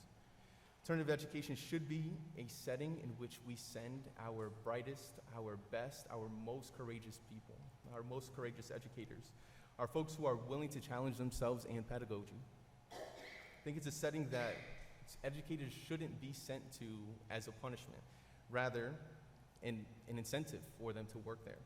I think our neighbors to the north of us in Massachusetts have implemented a model utilizing empowerment zones in which they encourage folks to work in these schools to really transform some of their lowest performing programs. Also should be a setting in which we can allow teachers to innovate, where we utilize a lab model where success can then be replicated at the larger settings, at the larger comprehensive high schools. I also think that it would be beneficial to expand post-graduation support, so a model similar to Ready CT Student 5.0 program. Coming from a school counseling background, to know that there was such an opportunity for our students was incredibly refreshing and something that I know was an invaluable support for our students. I know often we think about expanding, our K through 12 model and including a 13th grade, if you will, or track students beyond graduation. I think this offers a sustainable model where we are not necessarily asked to do more with less. And then lastly, just flexibility with school hours, just to be inclusive of the complex situations that our students are in, to be considerate of folks who are employed or have familial obligations. I think it's important that, or many of our students rather, they're asked to support families financially. They're asked to serve as babysitters or serve as transportation for their siblings who are in elementary schools and often are penalized for being tardy to school. So therefore, I think we should really look at providing a bit of flexibility for that model to be inclusive of students in such situations.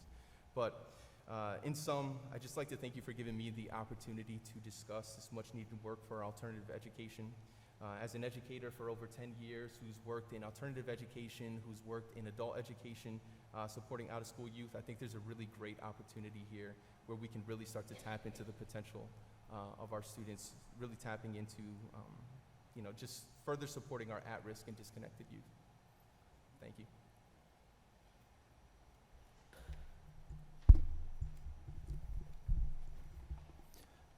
Thank you.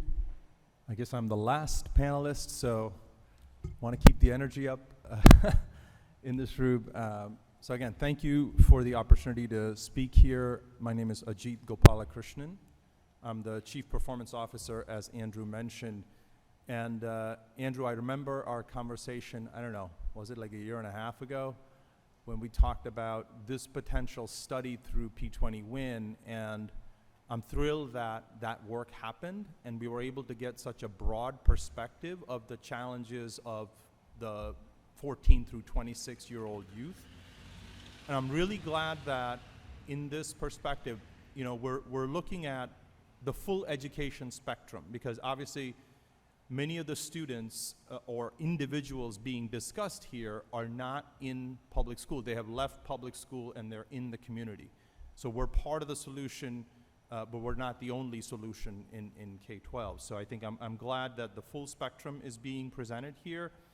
And before I get into the sort of the at-risk population, which is the about 56,000 students who are at risk in our high schools, I want to speak a little bit to the disconnected numbers and sort of point to some of the the services that might be available, again, in this full spectrum of education. So among that 63,000 odd disconnected students, there are about 20,000 who don't have their high school diplomas. And these are census estimates, who don't have their high school diplomas. And I think the state's adult education system, I think, is a really viable and strong opportunity for many of these students to pursue their secondary credential. About 8,000 of these individuals are estimated to already be employed. So some type of incumbent worker integrated skills training that partners workforce employers with adult education programs, and I know many of these programs are already working in our adult education centers, that actually bring the education to the workplace, can actually help upskill those individuals, but also help them get secondary diplomas through adult education. There's another group of students, about 12,000, who are estimated to be severely disconnected. They're not working, they're disconnected, not in the labor force, et cetera, and adult education is an opportunity there as well, but that system does need resource. They're spending, I don't know, about $1,200, $1,500 an individual student in the program. So it's pretty low resource level, so that program definitely needs resources and support. When we look at the remaining roughly 44,000 students, I keep saying students, but individuals who are moderately disconnected, because those are individuals that have high school diplomas. And they're not just high school diploma holders. In fact, about 8,000 of them have college degrees. They have associates, bachelors, or or maybe even higher. But they're part of that 44,000 mix, but they're not currently employed or not in the labor force. So, and another 10,000 actually have enrolled in college, have touched college at some point or the other. And another 25,000 have high school diplomas, never touched college. So I think several of the programs that President Maduko was talking about, I think clearly can play a role here, as well as our workforce development programs and our WIOA programs, et cetera. So I think when we look at that disconnected population of about 63,000 individuals, adult education can play a part, as well as workforce training programs. So I think that's important to sort of keep that in mind, and it's important to sort of parse that population through. When we look at the 56,000 at-risk students in our high school, so I'm going to switch to that here. What we see actually when we look at those 56,000 students, obviously Andrew led off with this, with about 2,000 of them being in alternative programs, if you will, that are very specifically some of our highest need students, probably with the most multiple barriers served in some of the programs represented here. So clearly they're part of the mix, but clearly the remaining students are not in these alternative settings, but are in our regular high school programs. And you heard from the counselor before, Melaine in Meriden, the challenges and the opportunities that we need to give those students. We recently did a research that looked at the earnings of our high school graduates. And this data got a lot of press attention last month. We followed these students into college across the country, and then we looked at their wages for those who were working in Connecticut. And what we saw is that for those who had some type of college credential, didn't have to be a 4-year degree or even a 2-year degree. If they had some type of college credential, maybe a certificate from a college, their earnings trajectories were vastly different from those who had no college credential. There are a couple of exceptions to this, and I know CTEX was raised previously. And even in CTEX, this pattern holds true, except in certain industries, like manufacturing, like construction. People without a college credential had a decent earning potential long term. But if you were looking at majority of the other industries, retail, healthcare, if you didn't have a college credential, your earnings trajectories were pretty low, long term. You weren't getting out of poverty. So I think that was kind of the base with which sort of, when we think about college, we don't think just about 4-year degrees. We think about college as certificates, workforce training programs, the whole gamut of opportunities which alternative programs like the ones featured here are preparing our students for. So I'll raise three sort of broad themes that I would sort of lay out in terms of what we need. Even regular high school programs like Maloney and Platt and high schools across, over 200 high schools across the state, as well as the several alternative programs that are across the state. I'll raise sort of three themes, and some of these were actually featured in the discussions already. Number one would be to keep students connected. And I know there was talk about like social media and the technology sort of really isolating our students, or the importance of connecting with like educators, seeing themselves in our educator workforce pool. So the state is invested in a few sort of initiatives that we're supporting our districts to do, one of which is increasing educator diversity. I know the senator was here recently talking about our investments in our Aspiring Educators Diversity Scholarship that actually gives funds up to $10,000 for students pursuing to become a teacher through our EdPrec program. So if they actually graduate high school from an alliance district and they pursue a teaching program, they can actually get $10,000 towards their tuition. So we have programs like that. We have teacher apprenticeship programs that are actually seeking to increase the diversity in our educator workforce pool, and we have made some strides in that area. In terms of keeping students connected, chronic absenteeism has been a huge issue in our state, and that's a huge part of where our students are becoming at risk. We have a evidence-based home visiting program called LEAP that is actually shown to increase student attendance by 10 to 15 percentage points 6 months after a visit. So I think, and that's being expanded with some of our recent investments, some from the state legislature as well. In terms of alternative programming, and I know Gerard talked about this and Edgardo talked about this too, in terms of flexibilities, please know that our state law already gives tons of flexibility in terms of not being tied to seat time. So it's no longer that you have to sit in class for 120 hours to earn a credit. You can earn credit through mastery-based approaches. You can earn credit through internship opportunities. You can earn credit by completing college-level coursework. Those flexibilities exist in law, including online learning. Those flexibilities are there, and several of our high schools are availing of those opportunities, but more needs to happen. I'll switch to, so the first theme I offered was keep students connected. So these are just some examples. The second theme I'll offer is to build bridges. And we've talked about, President Maduco talked about dual credit partnerships. The state actually has been, the State Department of Ed has been investing extensively in this. We have given $4 million through COVID relief funds to our districts. We've also given close to $4 million to our higher ed partners, including over $800,000 to CT State to expand dual credit opportunities for our students. And I couldn't agree more with the counselor from Maloney about AP, because it can't just be AP. AP is a viable opportunity, but can't be the only opportunity. Dual credit programs are a wonderful opportunity. They can be career focused, they can be academic focused. There are numerous examples in our state of partnerships that are being built. For example, Meriden and Clinton working with Goodwin on a manufacturing pathway.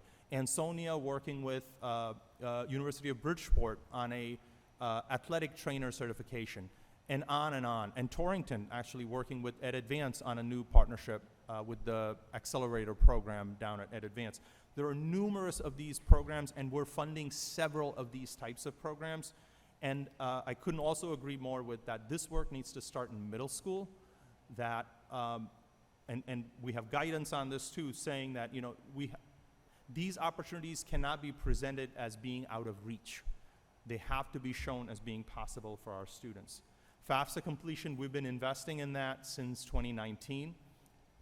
You should also know that through a data partnership that we have with the Office of Higher Ed, we actually tell our high schools on a daily basis which student has completed the FAFSA and which student hasn't completed the FAFSA. We actually get data from the federal government through our Office of Higher Ed and to us, and then we send that down to our districts in a secure manner. So that data is available. We also give grants to about over 50 high schools, and I'm proud to say that Synergy was one of the FAFSA Challenge winners, actually, a couple of years ago for boosting FAFSA completion rates. Through our higher ed partners, I mean, Connecticut is one of the few states that offers free community college, free tuition. And the legislature recently made some changes that increased access to the program. More needs to be done when we think about that 44,000, especially those with high school diplomas who don't have college degrees. If we sort of broaden the rules for PACT, which is the free community college program, we could actually provide another avenue for upskilling. We also have an automatic admissions program for our 4 years, and on and on. The last theme I'll mention is supports and using targeted data. I know speakers previously talked about mental health supports. We have grants out there that are not enough, but they are there to actually increase the staffing capacity for mental health workers. We also have robust data systems in the state that actually tell our districts which of our students are predicted to not be on track in high school. You know, we don't have to wait to find out when students are over age and undercredited. We actually use data, we use our modeling, and we actually tell our districts which 7th and 8th graders we are predicting are gonna need more support to be on track when they get to 9th grade. So we have, I mean, I could go on for a long time on this whole thing, but so basically, you know, building partnerships, building bridges, keeping students connected, and offering supports and using the data, I think, are sort of some of the big themes. These all overall connect to some of the sort of hints that you've all been throwing out, which is that we as an education system need to expand our sphere of influence. We can't just be offering a program and expect our students to come and succeed. We have to sort of go outside of our buildings, whether it be the regular high school or alternative programs, and really connect and build those bridges and partnerships and supports for our students. So I'll pause and turn it back to you, Andrew. Thank you all three very, very much. I think you all have touched on at least one common theme around school accountability frameworks and both the existing policies that help support the work you're doing, but also suggestions about what more could be done to help strengthen the work you're doing, and in some ways help scale the work you're doing, because I know in each of the two programs represented here, you know, I think they're unique. They're unique because of the relationships the schools you represent each have with the districts that you collaborate with, and they aren't common across Connecticut in terms of the other alternative education programs we see structurally. So I'm curious, from a school accountability standpoint, what else might you recommend that Connecticut could do to help strengthen the framework and the policy so it's supportive of folks like yourselves that are doing this work?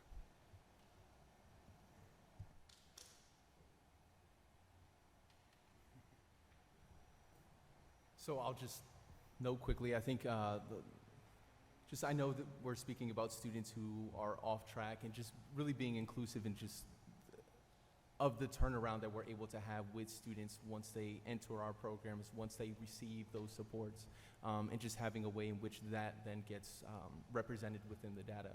That would be something that I think can be greatly beneficial for us. If I might add, Andrew, I think Edgardo already hinted to non-college-based, career-based training opportunities, and I think Melanie from Mullane talked about the employer-based training opportunities, apprenticeships, things like that. We're working on that, and military is another one. Congress is actually working on legislation that would require Department of Defense to share data with the states that will allow us to know which of our high school graduates are going into the military, so that we can include it in things like our school accountability framework. So I think Edgardo is right on with some of those suggestions. I'll say the funding, have the funding follow the student. You know, I mentioned that in one of my slides. We do, at OPP, we fundraise a lot to continue our model. So if the funding could follow the student, especially a disconnected student who requires more funding to bring those supports to. And in addition to that, just one more question, then happy to open it up, is, I'm struck by both tonight, but also in so many conversations, just how much good is happening in this state by people that are deeply committed to serve young people, to work together. Just so many folks are working so hard in it. It strikes me every time. And yet, we still have a crisis. Like, we still in 2023 saw for the first time in recent history that the state graduation rate went down. At the end of 2023, 20% of ninth graders ended off track as a state. When you pull that data apart and look by race, by income, by town, by zip code, it gets worse. And so you've spoken to some of this, but I still, with all that's going on, we still have this crisis. And so to that prompt, like, what else can we do in addition to all that we are doing to address this? I would say, recognize overage undercredited as a designation in the state of Connecticut, and making sure, again, I can't stress enough that the funding follow the student. You need youth development services that encompass workforce as well as post-secondary readiness in your alternative setting to make sure that the student has a path to graduation and then on to earning a livable wage with a certification.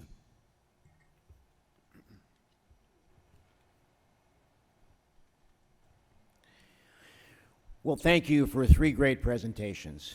I'd like to ask Mr. Figueroa a question. We can certainly make a connection that we can reduce the number of disenfranchised and disconnected youth by their matriculation into an alternate school program. Can you take us through, like your school in particular, what are the best practices to ensure that there's a scrutinization at the middle school, to ensure that those in the middle school who really need an alternate school are being considered, and how are they matriculated in? So the model that we currently have in East Hartford essentially starts, well, I'll start off by saying that the majority of our students are grades 10 through 12. But then that tracking really starts with East Hartford Middle School, starts with East Hartford High School, in which they're communicating regularly in regards to those middle school students who would really benefit from that additional support. So I know at the high school setting, they are often kind of assigned to caseloads and on-track coordinators throughout their 9th grades, and I think in 10th grade as well. But then for those students who continue to struggle, those are students who then get referred to us, right? Over at Synergy, and we meet with them, and I think where it really starts at Synergy is, and it's one of our core beliefs, is just establishing those relationships, right, in our building, and starting and just really prioritizing those relationships amongst everything else, because we know that that is a major factor that gets students to want to be in our buildings every single day. And then from there, once we have them engaged, then we start to provide that academic support. Then we provide to really dive into, we have the flexibility and the trust to be able to dive into those social, emotional issues, those tougher discussions that then ultimately lead to their success. Do you think, sir, that we as mayors need to do a better job with our school districts in terms of helping the districts identify those that should go to an alternate school that might be falling through the cracks? And if so, what can we do? That's a great question. I'm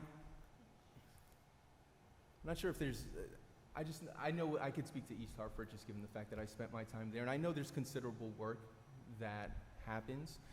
I would say though that I'd agree to there being a need for the expansion of such programming, right? We're fortunate enough where we have a 10 through 12 program, and at times we kind of make the exception for 9th graders, but I think especially our folks at the middle school will agree that we do have to expand that, especially given some of the issues exacerbated by the pandemic, right, and some of the behaviors that we're seeing in our middle school. Absolutely. Thank you very much. Thank you.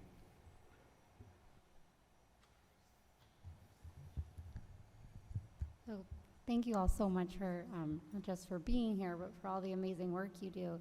I'd say both panels have touched on this, but if there was anything else you wanted to share with us in regards to earlier interventions? You spoke about middle school a bit, but are there things that we, whether in the school system or as communities, could be doing with younger populations that would probably better help prepare them for then when you might come and take them over?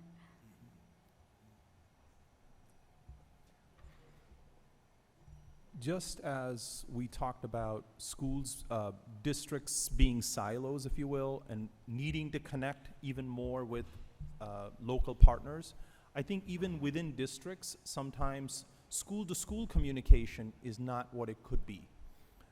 So when the prior question was asked about how can we know early, again, I spoke about our early indication tool that we provide, which tells the district, the 7th and 8th graders who we know are going to need more support to be on track in 9th grade.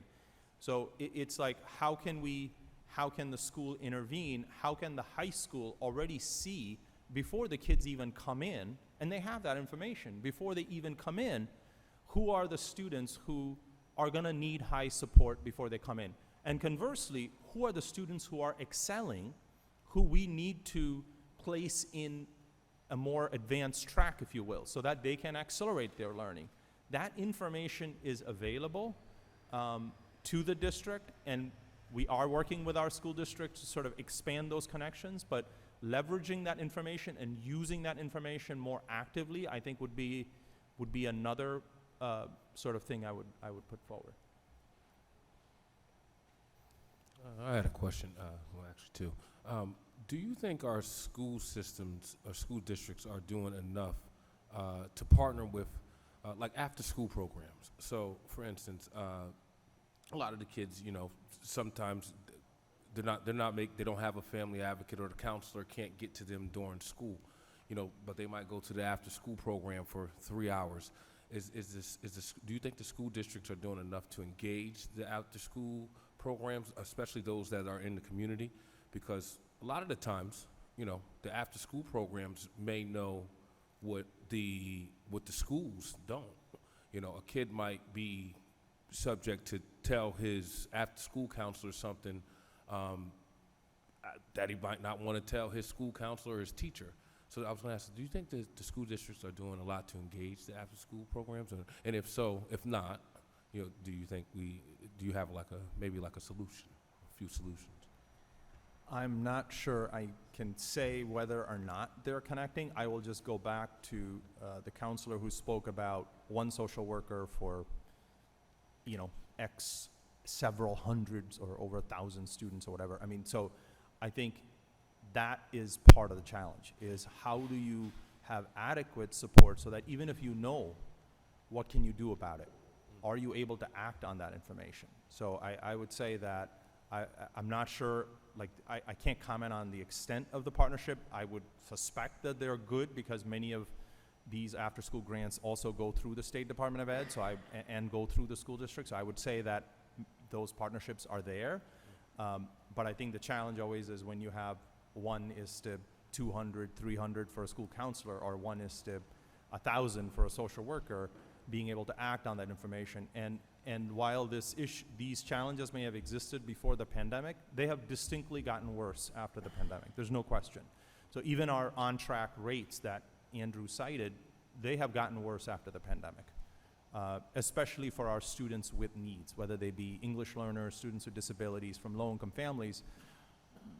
The outcomes have worsened, there's no question, after the pandemic. And my second question was, I know a lot of people are mentioning about getting to them before the 9th grade. What do you think we can probably do more to get to them in 6th grade? So, you know, as Mr. Figueroa was saying, they come to him 10 to 12, they're referred probably 9th grade. School systems, I think, sometimes know that, okay, for instance, I was in 6th grade. Some may have knew that I was homeless, but I'm pretty sure there was some that did. How do we know that do you think that we are doing enough to get to them earlier? I think there's room for improvement. Let me put it that way. Because I've had conversations with high schools, and I work primarily in the data assessment world, so I'm not necessarily running the programs or managing programs at the department. But I do hear of numerous instances where students end up getting assessed again when they enter high school. And my question always is, the kids have been assessed through middle school, why aren't those assessment results being used? And oftentimes it's because that information doesn't get through or get through in time. So I would say that there is definitely room for improvement in terms of that sharing of that information across our systems within the district, so that the opportunities that are available in high school become exposed to middle schoolers very earlier. There is legislation that talks about a student success plan to start in 6th grade. And I know that happens, but is it robust enough? So I think there are definitely areas of room for improvement in sort of doing that sort of planning and exposing students to the possibilities in high school and beyond earlier in middle school, and also allowing for that sharing of information so that high schools are better prepared to receive those students. And in Connecticut, we have very diverse systems of high school too. Yes, some of them are within one district, but sometimes students go to high school, across to regional districts and technical high schools and so on, endowed academies and so on. So I think that sort of exchange of information happens already when a student moves from one district to another. Our data follow that student, giving the new school information about what that student is bringing. So again, being able to leverage that information can really help sort of close some of those gaps.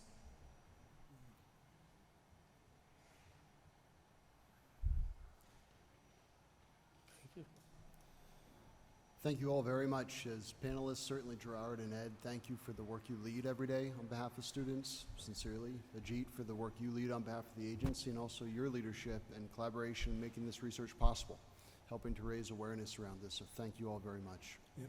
Can I just add one last thing before we go? I'm just looking at my notes and I forgot to talk about performance measures in alternative settings. And I was just wondering if you can help me.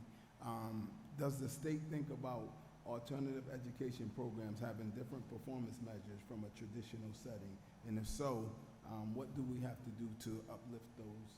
Because right now you have students coming to you two or three grades behind who need different supports, but the measures are all the same.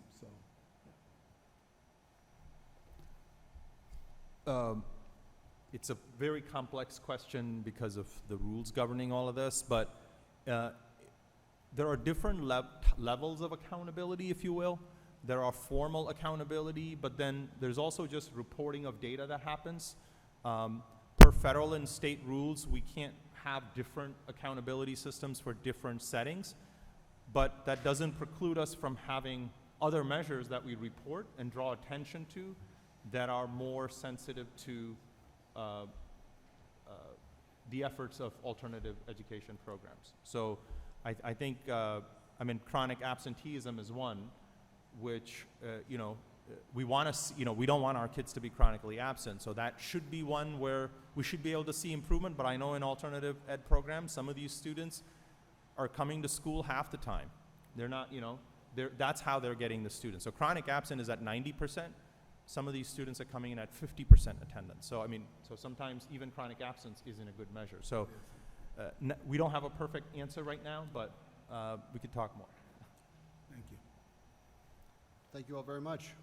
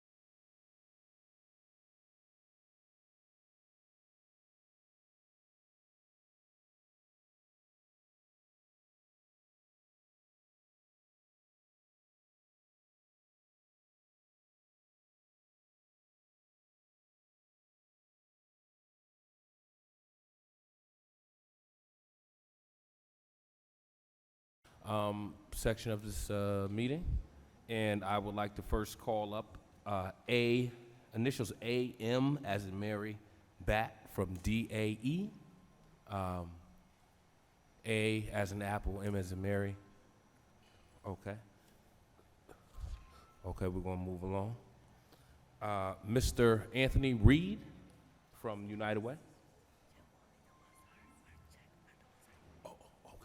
Oh, okay, thank you. Mr. Anthony Reed from the United Way. Greetings, everyone, to the 119 Commission and to all that are here today. My name is Anthony Reed. I am the Economic Mobility Manager at the United Way, Central Northeastern Connecticut. One of my many roles is to oversee the work of our young adults, the Young Legends.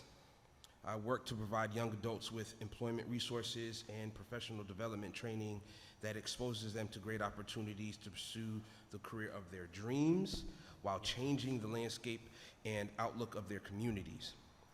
To answer the question of how can this commission in Connecticut can prevent youth and young adult disconnection is to expose students to various career pathways early.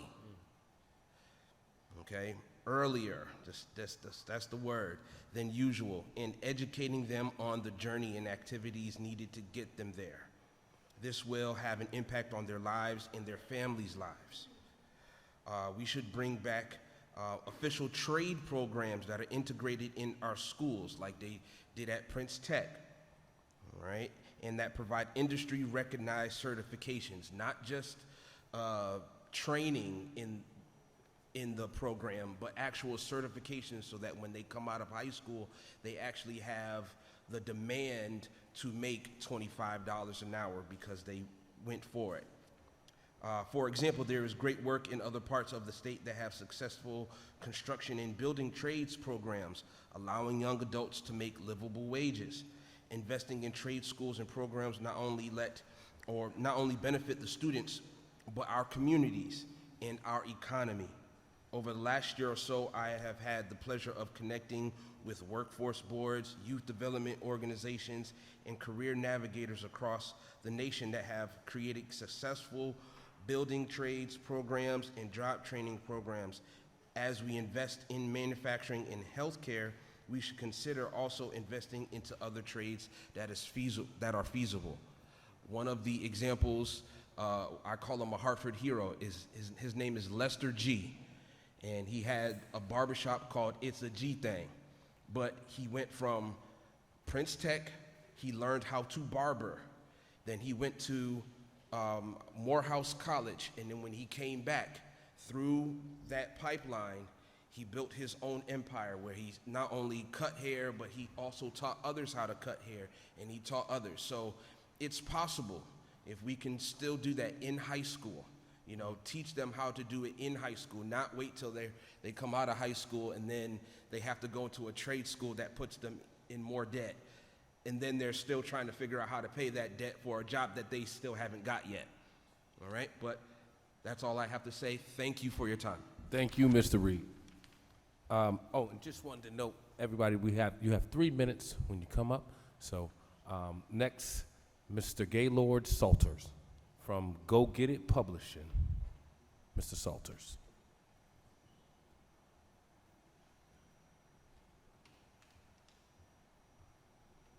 I want to say good evening to the commission and everyone else here. Good evening, sir. All right. My name is Gaylord Salters, and I stand before you today not just as a speaker, but as a living testament to the power of resilience and the importance of provocative change. I'm honored to serve as the poster child for the nation's Second Look movement with the Sentencing Project in Washington, D.C. I also have the privilege of being a board member for Next Level Empowerment Program in the state of Connecticut, the director of the Break and Change Project for the state of Connecticut, and CEO of Go Get It Publishing. But more than any title, I'm here because I believe in the urgent need to protect our youth from the grips of the streets and a system that too often fails them, just as it once failed me. 2 years ago, I regained my freedom after spending 20 years wrongfully convicted. During those long years of unjust imprisonment, I found my purpose. I found Go Get It Publishing and authored a book titled Mama Bear: The Heartbreaking Struggles, Risks, and Results of Raising Minority Youth in Urban America. This book is not just a story, it's a call to action. Today I teach a curriculum to at-risk youth drawn from my personal experiences and the lessons embedded in my book. However, when I learned about the work of the 119K Commission, I felt an undeniable pull to be here today. I came for 2 reasons. First, to meet like-minded people who care about the direction of our children's lives. But more importantly, to connect with individuals who specifically care to make a difference for youths who are reeling in underserved communities like the one that I nearly had my life destroyed in. Therefore, if there's anyone in the room who shares this particular passion, I would love to speak further afterwards. Thank you for your time. Thank you, Mr. Salters. Next, Mr. James Butcher, James Butcher of Capital Workforce Partners.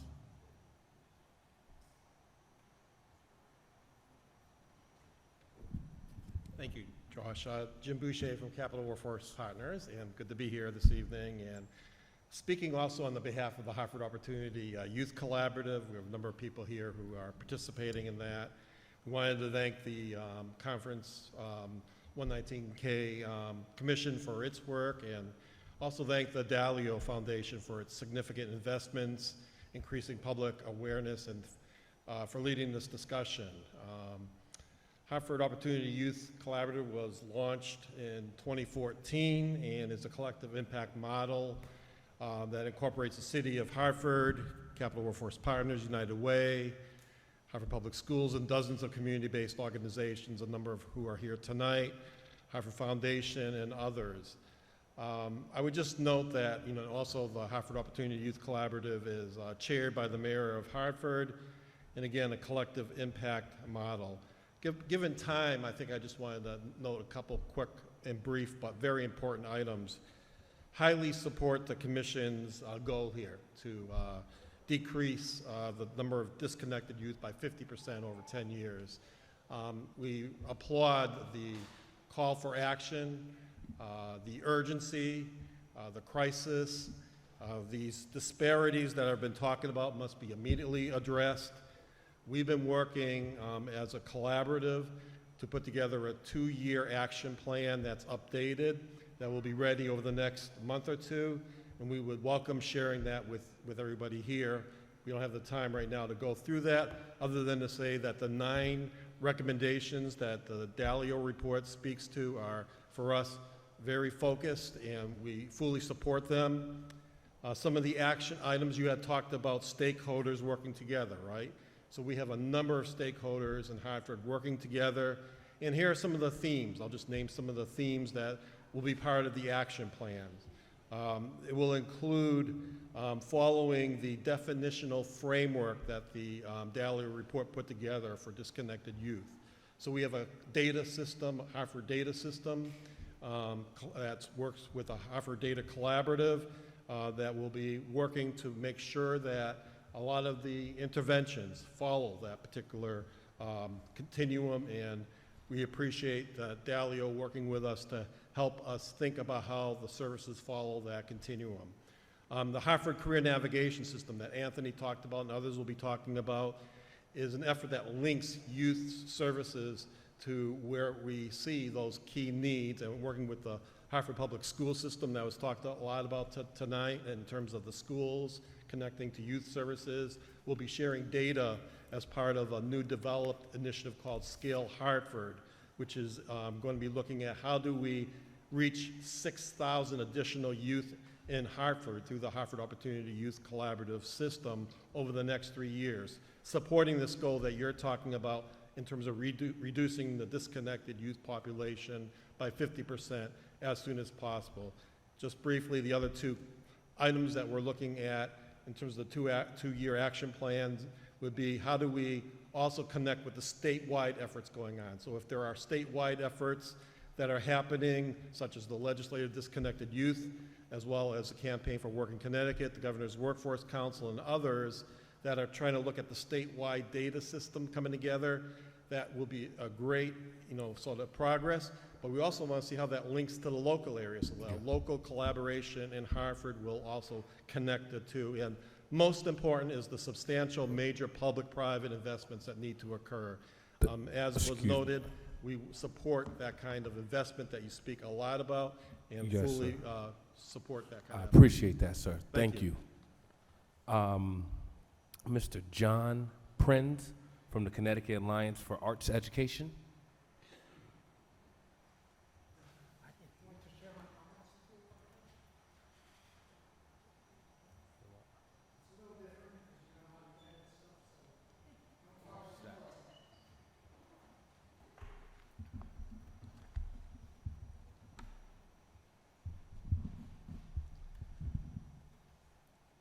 Mrs. Dalio, Mr. Ferguson, and 119K commissioners, I ask you to contemplate for a moment the concepts prophylaxis and portability.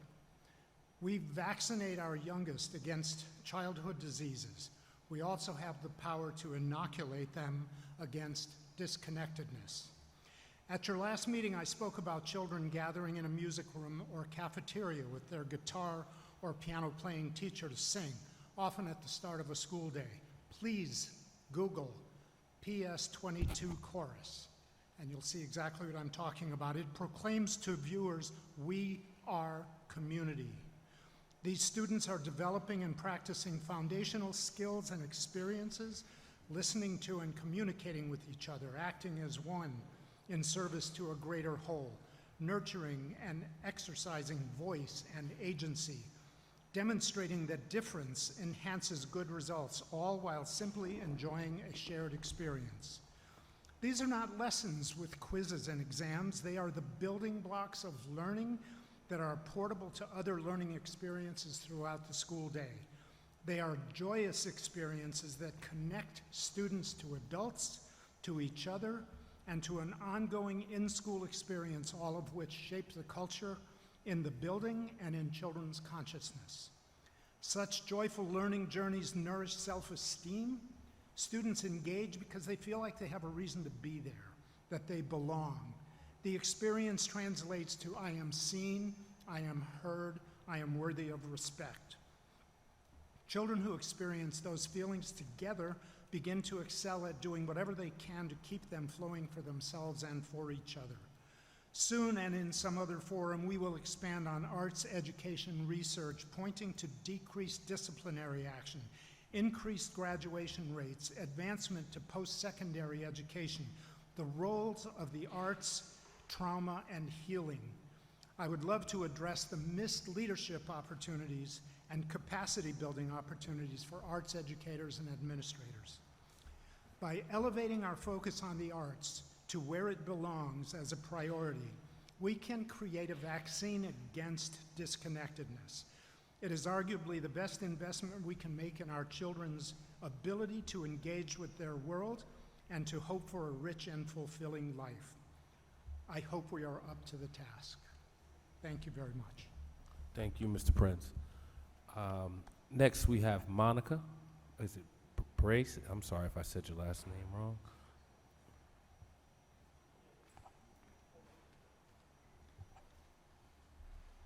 Good evening. Good evening. It's okay, it's okay. I'm Dr. Monica Brazzi, and I spoke down in New Haven earlier. I'm an educator. I've been in education for 23 years, 15 of those years in Hartford, teaching in alternative education, also magnet schools. Also, I was a principal at a turnaround school. I went back into the classroom for alternative education at Windsor for the last 8 years. Also a member of the Connecticut Association of Alternative Schools and Programming. And on the side, I do educational consulting, and I'm starting up a new nonprofit called Empowered Alternatives, focusing on developing advocating and researching alternatives to education. So, as you can see, I live for trying to find ways to engage and re-engage our disengaged or disconnected youth. You can ask anyone who knows me, this has been a passion of mine since my second year of teaching. And as the mayor of Hartford said, our systems are failing some of our youth. And I believe we need to think outside the box. So it's great that you're having these conversations, and I appreciate that. Some of our youth, many of which I've worked with, have experienced trauma, economic and housing instability, food instability. They have a lot of things going on. And as was stated, 70% of the students in alternative education end up disconnected still. So even with our current alternative education programming, it's still very difficult, and I find in my experience some of it is still very traditional. We still go based off of seat time and Carnegie units, teacher directed. We ask students to come to us and our school systems where many students and parents have had negative experiences growing up, or they don't have the experience to navigate the system. So for example, my mom has an 8th grade education in Japan. She didn't know how to navigate the United States education system. We need to think about school differently. As you said, graduation rates are lower after in 2023, and I find that we went back to teaching the same way we taught pre-COVID. We could have used that time to re-envision education, and our students have come with some different needs and experiences as well. We need to go to them. We need to have students and parents involved in developing programming and not be in silos anymore, but part of the community. Most of my students want an education, but they don't like the system, and they feel the curriculum and the topics are not relevant to their lives, and they're also not connected to school. That came up quite a bit. And the schools are definitely too large or very large for some of them. So I know funding is an issue, but I think we have to think differently about education to help our students succeed in college, career, and life. And what people have talked about here tonight is important. The smaller environments, project-based learning, mastery-based education, working in apprenticeship programs, and most importantly, building those relationships. Thank you. Thank you, Ms. Monica. Next, Mr. Samuel Cephas. My uncle's name was actually Cephas Samuel. Yeah, my great uncle, honestly. Cephas Samuel. Good evening. I'm glad to come back home. We moved here in 1970. I attended Northwest Catholic, and at that time when I graduated from Northwest Catholic, was only 11 blacks out of 700 kids. The person that actually pushed me to go to a black college, even though I was accepted at UCLA and other colleges, was Mayor Saxon Perry. She was the first black mayor of New England. And I worked with her son for several years until he died last year in Waterbury, Dr. James Perry. He was one of my best friends. This is my first time being in this chamber in the last 15 years. MC Square was built off of a 199 average kids that was in Barber Street. Had Clark, Wish, and Waverly. The principal of Waverly was actually the former superintendent of Bloomfield School, was Dr. Fred.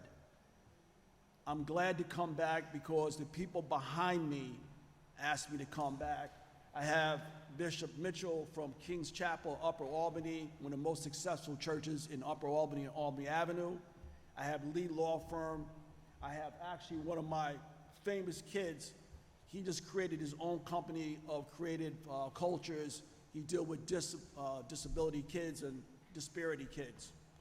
I work with Workforce Partners with Dennis Mink when he was there, and I did actually got my hair cut at G thing before he passed away this past year. I'm part of Hartford, left Hartford because Hartford did not see the vision of what I've seen. You have to actually connect STEM and arts together. And the way Hartford was from 2001 to 2012 was over 60% dropout rate. Dr. Abramowski chopped the schools up, and this is what it is right now. If you're looking for a model, that's not me. If you're looking for the model, I have the model, because I dealt with 700 kids between Hartford and Waterbury. I've been in Waterbury from since 2015 to the present. I work with new opportunities with William Risbick. I've spoke to the mayor of Torrington about less than 3 weeks ago I spoke to Mr. Ferguson. I have the model if you're looking for it. I've dealt with from food to housing. I've gotten out of my bed 3 or 4 o'clock in the morning to help these kids that is actually disenchanted. I do not deal with kids that are actually going to kill somebody or rape people, but I deal with kids that actually, if they need the help, Sam Cephas at MC Square will be there. Thank you very much. Thank you, Mr. Cephas. Josh, can I say one quick thing? Yes, you can. One, I just want to acknowledge Sam for 2 reasons. One, he's the 50th person to offer public comment through this regional meeting process. And with even more distinction, Sam, we've done 5 regional public meetings. Sam has been in person to at least 4, if I have my count correct. All of them. From all of them. All of them. From Trumbull to Meriden we've been to Hartford. Sam has been to all of them in person, so I just thank you for that commitment to this process, your input to this process, and you being here again. Thank you. I'd just like to add that I have friends in London, being in London with you. I need help. I'm coming to New York. We have every confidence you will be there, Sam. Thank you, sir. Thank you. Mrs. Banks, sorry, from the Young Legends Ascend. And I also wanted to say, I'll second what you already said about Mr. Cephas, so yes, thank you for that commitment too. Good afternoon. Good afternoon.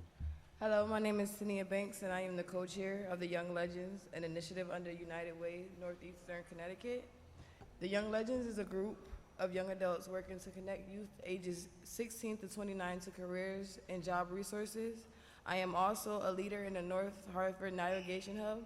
My work revolves around helping raise the youth voices related to the workforce. As a mother of 4 children and a young adult maneuvering through the system, I can both feel and hear exactly what these youth are experiencing. It helps me know exactly what needs to be changed systematically. When it comes to 119,000 youth in the community who are disconnected, the solution lies in the hands of the people who are supposed to be changing the system in order to fit the youth in it. Providers and employers have to create space for youth in our systems. Jobs, resources, and programs often create outlandish qualifications and specifically count out the youth in our community, making it impossible for the youth to be able to access and benefit these things that are created for them. And, you know, it can better our lives if we start opening up a little bit more and realizing that these qualifications aren't working anymore. For some positions and for many providers, they don't serve.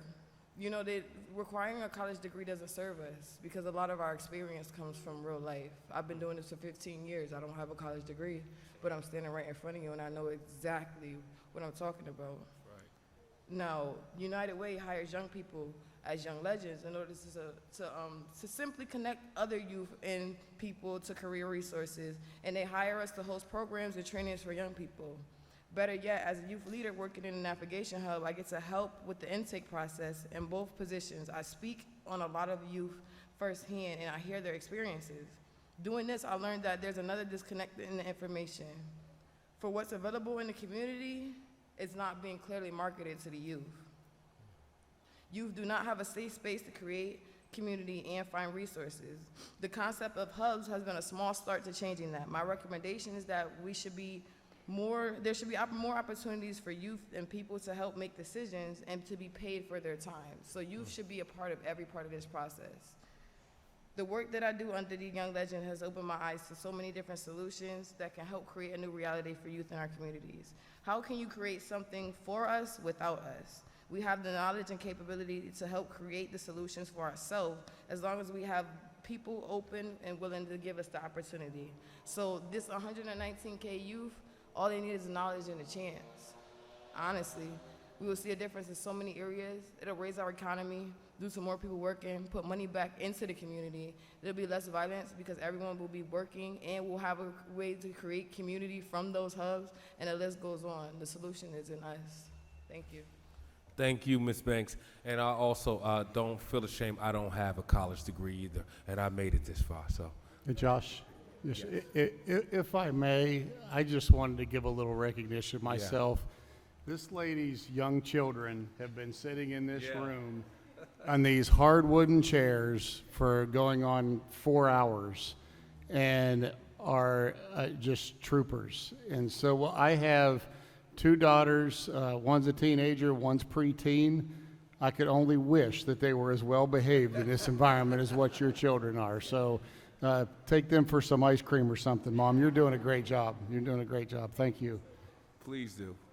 Because usually it's like, it's like get loud. It's like they were in church or something. So I wanted to say that too. Mrs. Taniqua Chaplin, excuse me, from the United Way of Central and Northeastern Connecticut. Mrs. Taniqua. Okay. Mr. Tariq Levy, Mr. Tariq Levy, excuse me, I'm sorry. I was looking at another name too. From the Capital Workforce Partners. Hi, good evening. Thank you to the Commission and everyone for attending tonight. My name is Tariq Levy-Bulliam. I'm the Career Navigation Systems Coordinator at Capital Workforce Partners. And it really is my great pleasure to really speak about the Career Navigation Systems Development Initiative we have been working on over the last year. We really believe that this project has a lot of immense potential for the youth of Hartford. So this initiative is a key strategy of the Hartford Opportunity Youth Collaborative, as Jim Boucher mentioned, as well as the Hartford Working Cities Partnership. And this, this is a collaborative effort between United Way, Central and Northeastern Connecticut, and the City of Hartford. And similar to the Commission, this initiative came out of response to the growing trends of disconnection seen statewide, but especially in Hartford, which were only exacerbated by the pandemic. So right now we have over just under about 10,000 young people, aged 14 to 29, disconnected from both education and employment opportunities. And Hartford is in a very unique situation. While our problem isn't, essentially a lack of resources, it's more of, we have an abundance of these resources, but very few people are accessing them. So we believe by addressing, key pain points with the system through modifications that would increase more interagency coordination and encourage and facilitate warm referrals between agencies. We believe young people will be connected quickly to the needed services based off of their situation, and eventually lead to getting back to education, as well as the workforce and living and getting livable wages. So our strategies up to date through this initiative we have been holding monthly Career Navigator community practice meetings. So really, these meetings really focus on sharing resources and best practices, as well as professional development for capacity building for career navigators, who are the agency staff who are working directly with young people, to either connecting them to resources or directly providing those services themselves.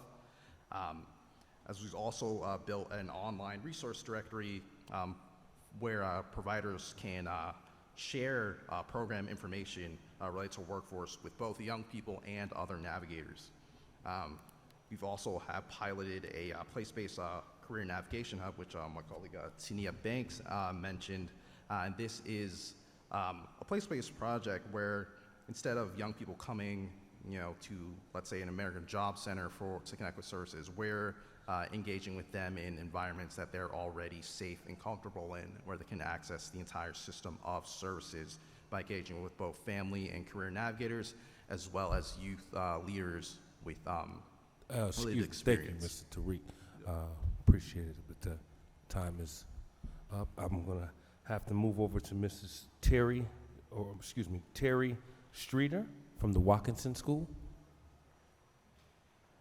Thank you again, Tariq.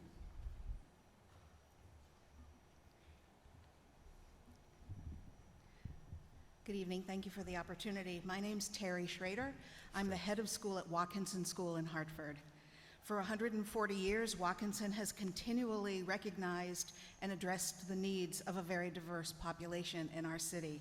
Our students come from the city of Hartford and from 40 surrounding towns, and we have a demonstrated record of successfully serving a wide range of students and their needs.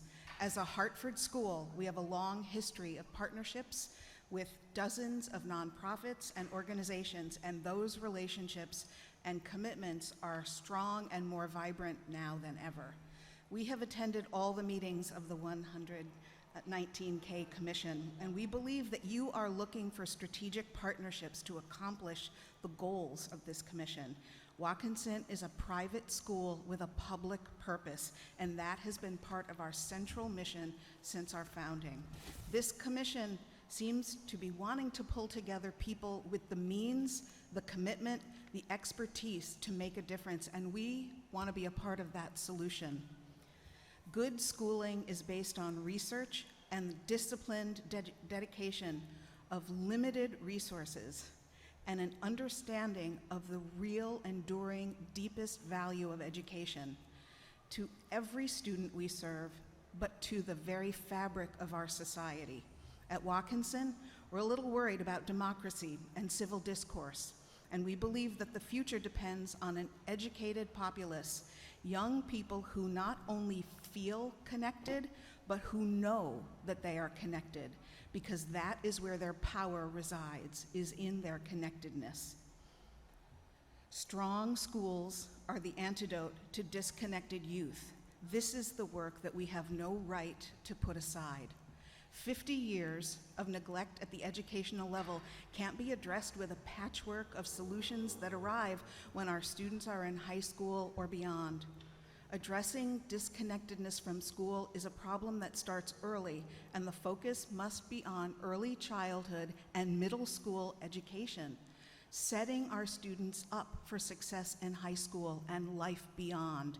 If education is an emergency, as the data suggests, then we absolutely must treat it with a sense of urgency, which means getting more of our children into proven programs as soon as is practical, now, like now, investing in their future today. At Watkinson, we have some specific programs that are currently operating with a high success rate that address the concerns outlined in your report. Specifically, Watkinson's Sphere program has been in operation for 52 years, offering summer programming. Right now, there are 68 students from Hartford, age 5 to 11, in a full-time, high-quality educational and recreational program that also focuses on readiness for the next school year.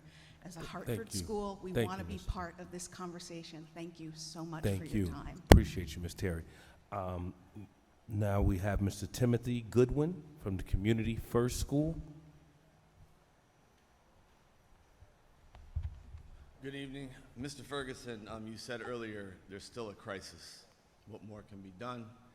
Hope I can answer that question for you in 3 minutes.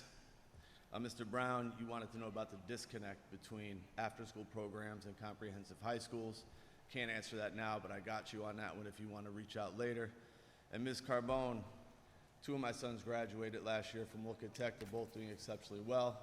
I have 2 girls who are juniors at the high school, and my daughter's wrapping up college now. She graduated Torrington High School as well, so appreciate your system. I live in Hartford for the last 10 years, worked with community folks, residents, to form Community First School. There's 4 things that we did differently. The reason I left public education after 35 years, 15 as a history teacher and the rest as an administrator, was because of the inhibitors. As we made progress, it seemed there was a lot of pushback to that progress. So by forming our own school, we felt like we could have things in place that we could then use later to influence public education. One, being a history teacher, I looked at the history of education. The focus, one of the goals of public education has been compliance. That doesn't work well with today's youth, especially with technology. We focus on purpose.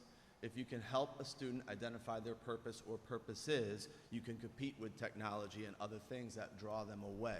But the focus, that's a big mindset change that has to happen in public schools. I can't go more in, I only have 3 minutes. Second, mental health. Ms. Thomas talked about mental health. 100% of our students at Community First receive mental health services during the school day, through after-school martial arts and through group, what we call group on Mondays. 68% of those families receive mental health services from the same agency outside the school day. So it is possible. It doesn't have to be just one counselor. You can partner, and you can have all your students receiving services. You can break down the stigma. It's possible. Second, schools are placed into neighborhoods, and when they go into neighborhoods, it's expected that the neighborhood assimilates to the school. That's backwards. The school has to understand the neighborhood, the ethnicities, the cultures of the neighborhood that they serve. 100% of our teachers are black and brown. 100% of our students are black and brown. Our principals are black male. It is possible. When I was at Weaver High School, 80% of the teachers are white, 99% of the teachers were black, students were black or brown. It doesn't have to be that way. That's part of the system that needs to be changed. And lastly, just three really quick things that can happen in any comprehensive high school, not just a small school like Community First. There could be a longer school day. It doesn't have to end at 2 or 3 o'clock. Every student can be required to do some type of after-school program. It is possible to have after-school programs as part of the school day. There are hundreds of after-school programs that would come in if the school districts would let them. That's key. Career pathways should start in kindergarten.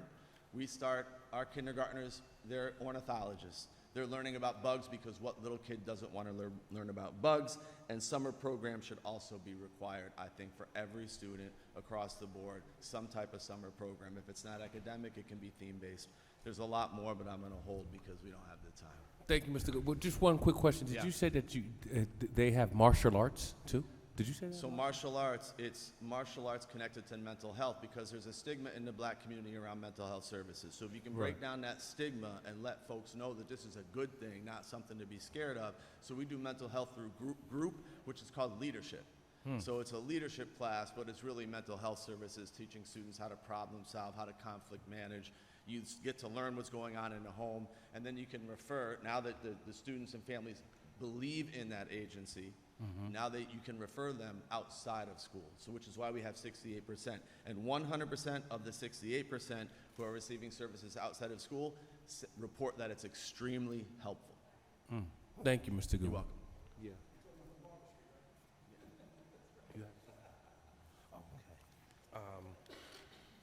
Next, is it Kamari Thornton from the United Way of Central Northeastern Connecticut?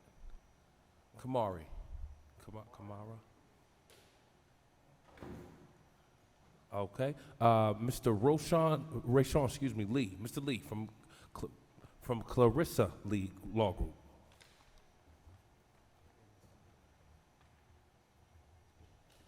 I help you out with that. My name is Rashawn Lee, and this is my wife, Clarissa Lee. I manage and she owns Clarissa Lee Law Group, and Hartford is our home, so welcome. As a self-appointed 119 ambassador, our conversations with youth are private, sometimes protected by attorney-client privilege. We gain the trust because we resemble the population that we represent. In education, it's almost impossible to be able to teach somebody something if they don't trust you. And teachers want to be trusted, but most of the time the teachers don't even trust the children. Most teachers in Hartford will not walk down, most people will not walk down Albany Avenue or Main or the side streets because of some of the problems that happen in that community. We understand the importance of education, but I want to help you guys understand something. It's a term in the neighborhood. The term is called beef. You may not be familiar with what beef is, but beef is a situation where if I see you on site, I'm gonna murder you. And if you see me on site, you're gonna murder me, or at least make an effort to do that. And with the youth today, they are walking around with firearms. They're not going to school because school is a location where people commonly come and run into one another. So I'd rather not get an education if my life is on the line because of some situations that I may gotten involved with. So all your data and stats will not help you resolve beef. And the only people that can kind of mitigate the beef is people that used to be in beef. I told you the last time I was here, I carried a gun every day at one point in my life. And I wasn't a registered, firearm carrier. But I did it not just to be malicious, I did it because I really was worried that somebody was gonna attack me and I'd kill a man before I let a man kill me. That was my mentality. And my wife she took over that now, So another thing that I wanna make a really important point, I know I only got 3 minutes, is that we have to recognize that there are a large percentage of people that are young, that are incarcerated, that are on parole, that's on probation, that's coming home, the recidivism. If they're not connected with education, they're connected with the prison system somehow. And if we don't, the numbers that you have, I'm not going against your stats, but I'm telling you, when you say the numbers are going down, we know why the numbers are going down, because charges are being thrown away. You're making it to juvenile court, and then there's guys going in and out of jail that got 3 gun charges. Charges are being thrown away to make the stats look good. But walk through the neighborhood. I walk with every one of y'all tonight. I could do it. Ain't nobody gonna shoot me over there. So it's important to recognize that there's more to it than just people that don't want to learn. There's some things that's going on that you may not be privy to. And if you're not aware of some of the problems that exist on the north end and on the different areas of Hartford, then guess what? You are inviting someone to come to school that you might end up being at their funeral. And you wonder, like, how did that happen? And then you wonder, why did that happen? Because that kid was doing some things, that kid was trying to make some money, poverty is real, and if you can't offer someone a way to make a living, then guess what? I hate to say it, but you're wasting their time. And I'm coming to you because I support 119. I'm always say it. I'm the 119 ambassador. I live, breathe this thing right here because I deal with the children and I deal with the people, and I'm connected with a crew that's here, that's willing and ready and able to support. And I also know lawyers that want to do the same thing. So if I'm at the table, my resources at the table as well. I'm not coming asking for money. I want to offer something. I appreciate that. But thank you. Thank you. And I also wanted to acknowledge Mr. Lee has been at about 4 of our meetings as well.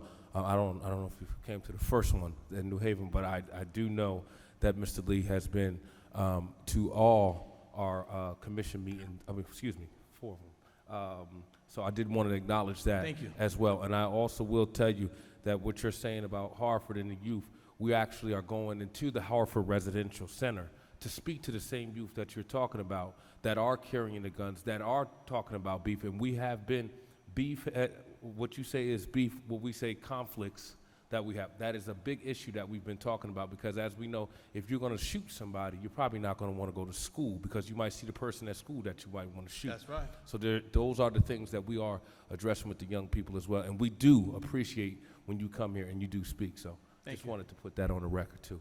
I'm going to move along to Mrs. I'm sorry, I can't. I don't want to say anybody's last name wrong. From the Hartford Board of Education, Mrs. Is it Francis? Francis? It's kind of a little, there's Tell Legacy. From the Hartford Board of Education, Ms. Francis, okay. We're going to move along. I think she left. Oh, she left? Okay. Jay Perry from GBP. Jay? Is it an initial? Is it J? Okay, just wanted to make sure I was saying it right. All right. And is GBP abbreviated? Yes. Okay, what does this stand for, if anyone mind me It stands asking? for Guided by Purpose. Guided by Purpose, thank you. It's Guided by Purpose Reentry Initiative. I am the co-founder. I'm also the co-executive director and vice president. What I do is I help young people. I speak to young people. I mentor young people, but I mentor them before they become incarcerated, and some of them after they become incarcerated. I myself, I did several decades of incarceration. I came home. I started this organization. Through the young men that spoke, Mr. Lee and also Mr. Salters, we all know each other, and we all have been through several programs that, help the youth. I also speak to the youth. We go to the schools, and like Mr. Lee said, you have the education. We all for the education. But when it comes down to the street, you have to understand it's 2 different things going on here. You got some young kids, they want to go to school, and they want to be educated, but they can't risk their life. Right. But then you have those that there are ones that are causing the trouble, and that's when a person like me comes along and I speak to them either while they're incarcerated from the time when I was incarcerated or when they come home to try to get them on a better path, which is a path of rehabilitation. Because if you don't have no rehabilitation for these young people that's out here running the streets, all the education in the world is not going to save them. Because we all know you only got one life. I could go to many colleges. There are many universities in this country, but there's only one life. So now you have to get to the youth.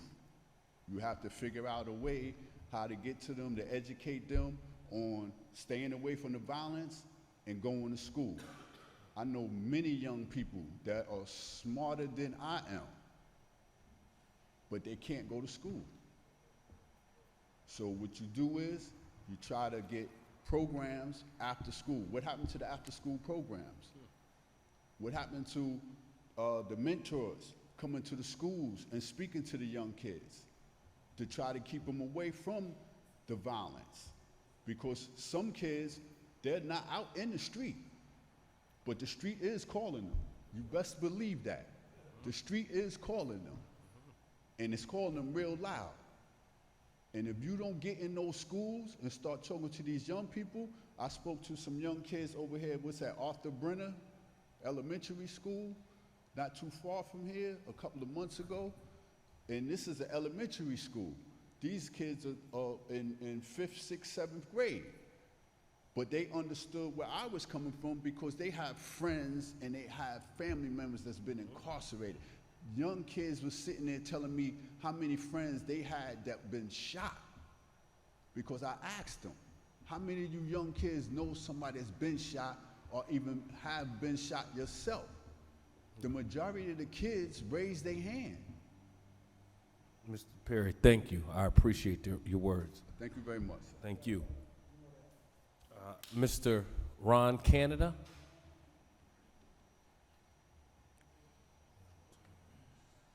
Hello, thank you for the chance to speak. My name is Ron Canada.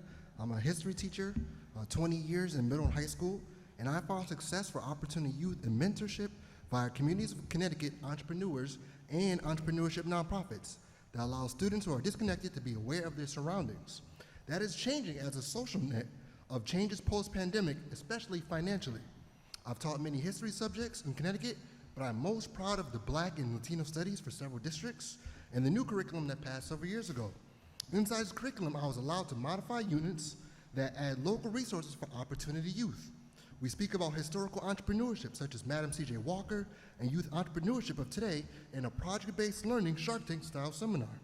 Whether it's Alice of U-Rise Ventures, a nonprofit that teaches entrepreneurship, or positive mentorship of the Clarissa Lee Law Group, my classroom has partnered with entrepreneurs in underserved communities with the investment in new programs such as the Sheba Accelerator of Color that will allow students to tap into areas that are much needed but also underutilized in everyday curriculum. Many immigrants are also entrepreneurs and have expressed interest in entrepreneurship training, which have families begin to have hard conversations about financial stability. As a Black male completing his doctorate in emerging tech online at Abilene Christian University, I asked the panel ahead of me to begin to look to create a digital portal to showcase new and innovative entrepreneurship resources and curriculum that already exists in every single local community. With this support, the efforts of dual enrollment of the Connecticut State Community College will increase for non-traditional students as a component of practicum, with nonprofits and entrepreneurs of color around the state, which will help students thrive. Thank you. Thank you, Mr. Canada. Where are you from again? Sorry, if the organization or you want to put it? I'm just a public school teacher. All right, thank you, sir. All right. Mr. Dion Kelly.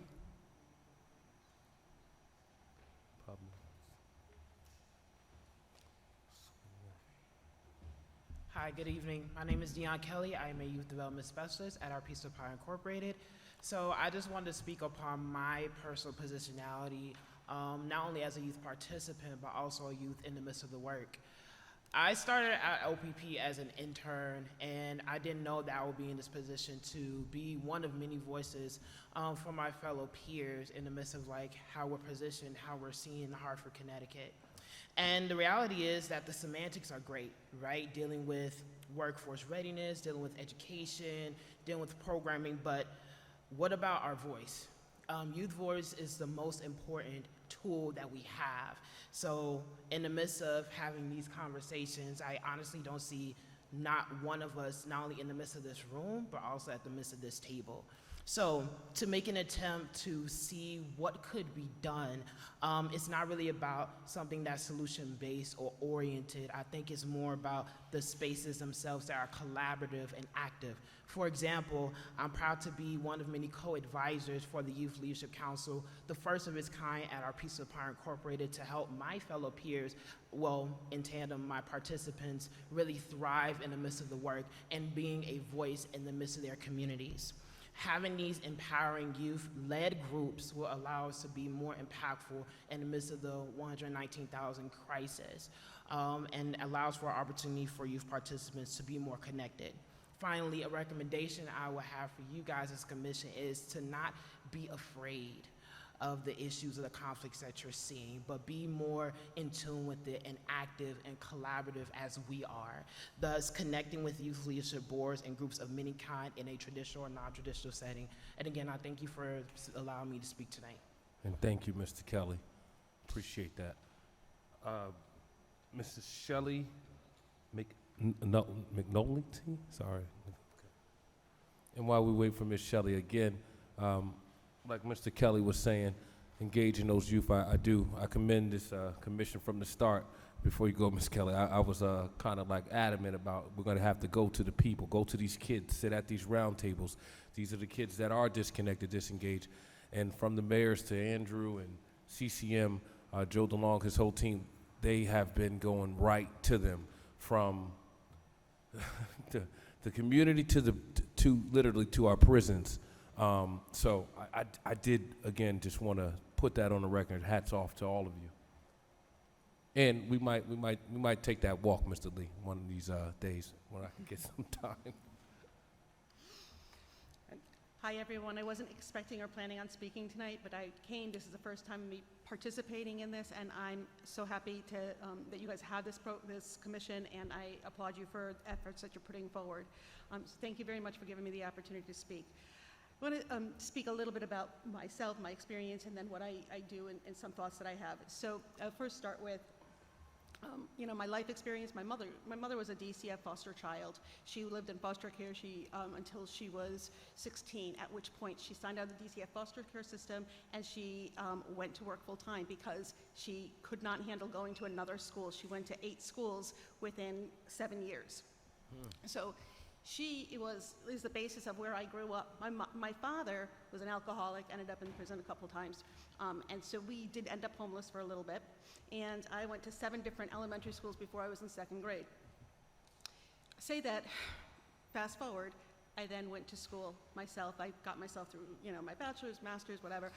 I have a master's in social work, a licensed clinical social worker. I've worked for DCF I worked at DCF as a DCF social worker and DCF supervisor. I've been a school social worker as a director of special ed, and I left the school system 4 years ago because I'm also a single mom with 4 children. My 4 children are 16 to 20. They're your age group. And they have struggled through the pandemic. Mental health issues. One of my daughters have been in and out of 2 of my daughters have been in and out of the hospital. And my son right now is struggling with social media, the impact of social media, and how it affects kids in school. All of that said, that's not necessarily why I'm here, but I want you to understand that I have a great background knowledge, experience, and understanding of these kids, and I'm passionate about it, and I have been all my life. What I want to say right now, I'm a director of clinical and in-home services. We provide support for students who are school avoidant. I don't like using the word school avoidant. I'd rather say that they're struggling with their mental health issues, and I'm working to get them to participate in life, because that's how I use the words. I don't like, school refusal is a horrible word to use, because the kids aren't refusing, they just can't. I can't tell you how many of the kids that we work with, I walk into the home, meet the parents, and they're like, I don't know what you want to do. He's been in his room for 3 weeks now. He hasn't taken a shower since, the first of the month. Like, this is the kids that I'm working with, the serious mentally ill students who are struggling. They can't even get to a hospital to be hospitalized to get the medication that might help support them with being able to walk into school. So my program right now, for every student that we work with, we assign them a clinical case manager, and I have a mentor. The mentor builds a very, very close relationship with the student. The mentor will work with the student 15 to 30 hours a week, depending on what the student needs. We'll build that relationship, get to know that kid inside and out. What do they like? What do they not like? What's working for them? What's not working for them? We will go to the home. We are at the home at some of the homes at 6 o'clock in the morning, helping that kid wake them up, get that morning routine going, helping the students get to school by providing transportation if they miss the bus. So we're trying to fix all the wraparound services. We're trying to work on getting them connected, but it's still not enough. And I'm only working, like, we're small scale at this point. I have about 25 families I'm working with. In the school year, I've probably had about 45 families, but we're small scale at this point. I would love to see this program become bigger. It's similar to LEAP, more intensive than LEAP, but we're in the Yeah. outskirts more than in the bigger Ms. cities. Shelley, thank you. I appreciate that. Just one quick question. Do you want to put your organization down, the name of your organization? Connecticut Behavioral Health. Connecticut Behavioral Health. Yep. Thank you. Yep. I just want to give you two quick things. Just No, because I'm sorry. We have to move on through the timing. So Okay. I have to call up Mrs. DeLone. Ms. DeLone. Appreciate it. Thank you. Connecticut Behavioral Health. Hi, my name is Odile Dulone. I'm the Connecticut State Capital Campus Director of Workforce Development and Continuing Education. One of the things that I wanted to talk about was with regards to the silos that are out there within the workforce development ecosystem. We need more partnerships.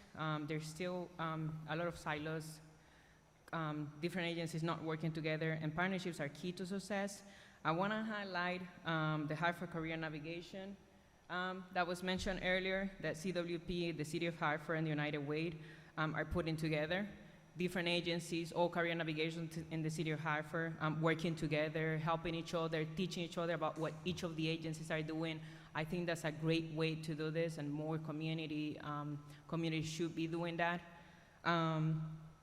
I also want to highlight a grant where the Kresge Foundation selected six cities to do the Boost Grant, where they were partnering a community-based organization with a training organization to provide training and wraparound services to keep the student in the classes. Because, you know, it's not just about the class and the hard skills. There is plenty of other things like the soft skills, you know, the transportation, the childcare. All of that stuff was provided by our community-based organization, which in our case was Catholic Charities.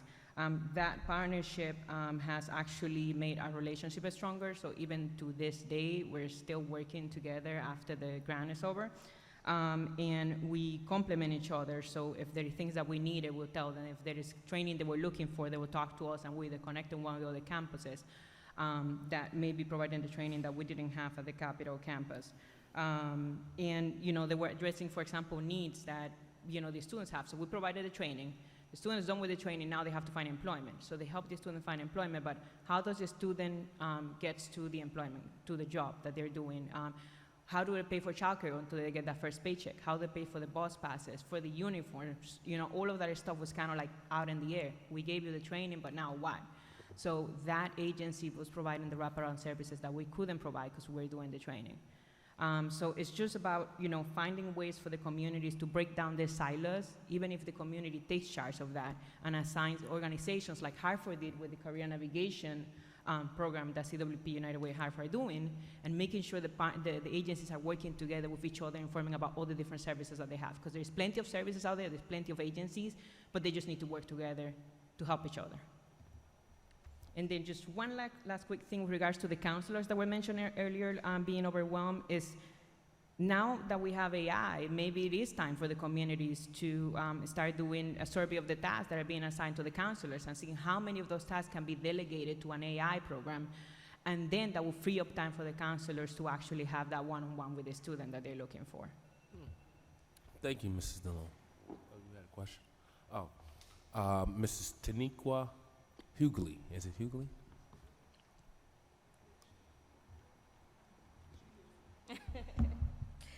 Good evening. My name is Taniqua Hughley Chaplin. I'm the Director of Economic Mobility Initiatives at the United Way of Central and Northeastern Connecticut. And one of my many roles at United Way, I have the great pleasure of working with young adults. You heard from Tania Banks earlier, and my colleague Anthony Reed, in addition to my colleagues in the back, Jim Boucher and Tariq as well. One of the most recent projects that we have been working on is the implementation of the Navigation Hub in the North End in partnership with Capital Workforce Partners, the City of Hartford, the Village for Children and Families, and the North Hartford Ascend Pipeline. The Navigation Hub is a place-based youth engagement and service strategy targeting Hartford youth ages 14 to 29 who have been disconnected from education and the labor workforce. The hub is currently in a pilot stage. We just launched in May. However, this model brings together career navigators, family navigators, and youth leaders from multiple agencies to coordinate youth and young adult intake and referral services. Excuse me.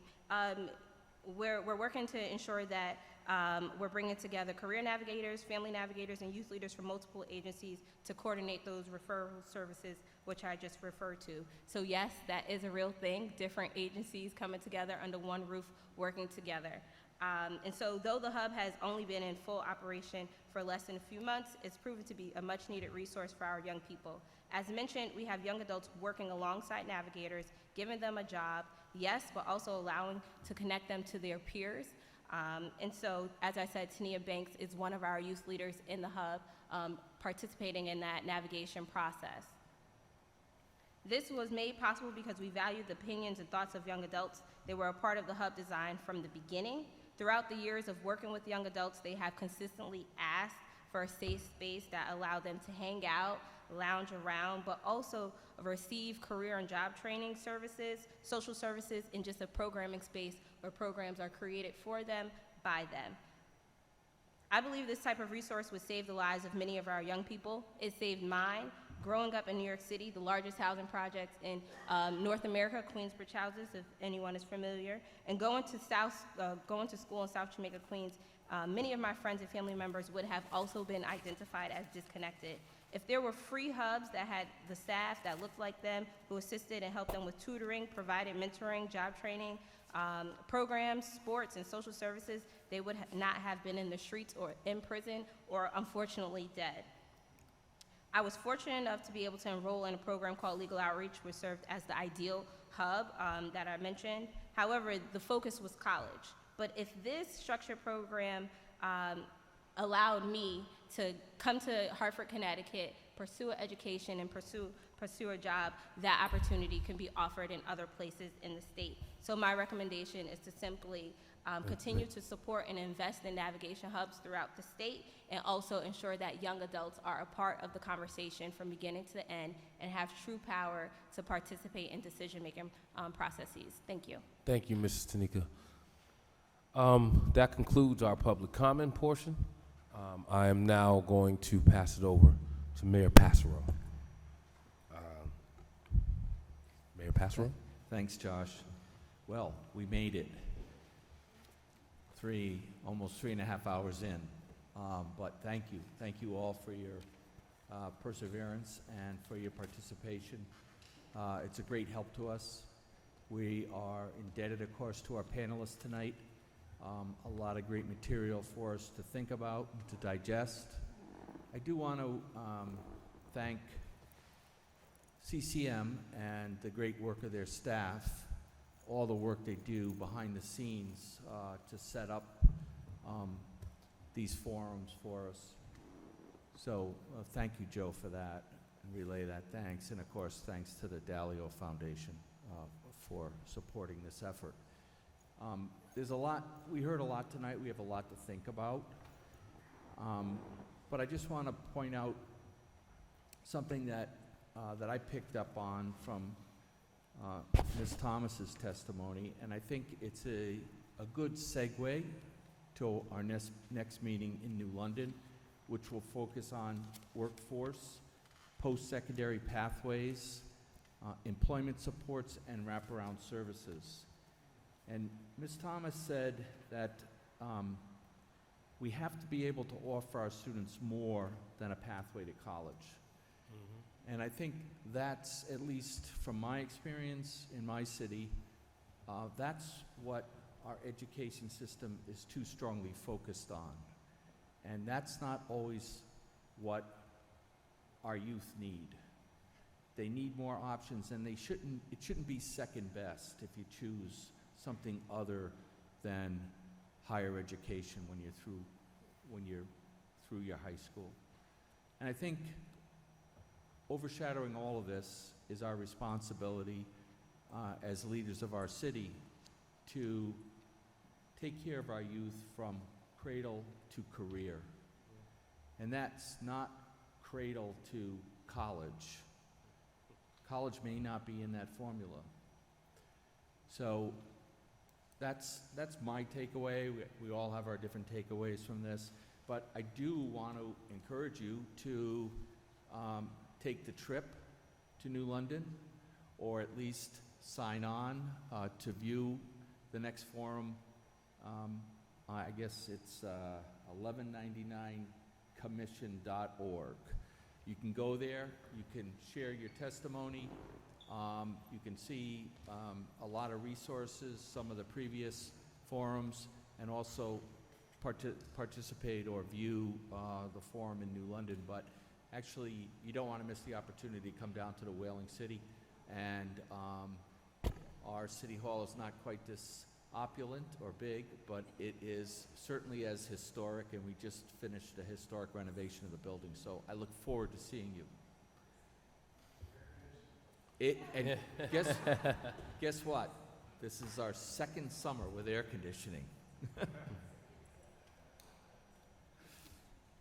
And I think I just wanted to add again before we close. During that time, before we get to the next meeting, this commission is going to be doing a lot of engaging with those youth that we were talking about, the reentry population, those that are, maybe in juvenile detention settings and so on. So we will have some feedback on that on the next commission meeting. And I just do want to see a couple people. I'll come to you after, sorry. So that concludes. Yeah, boom.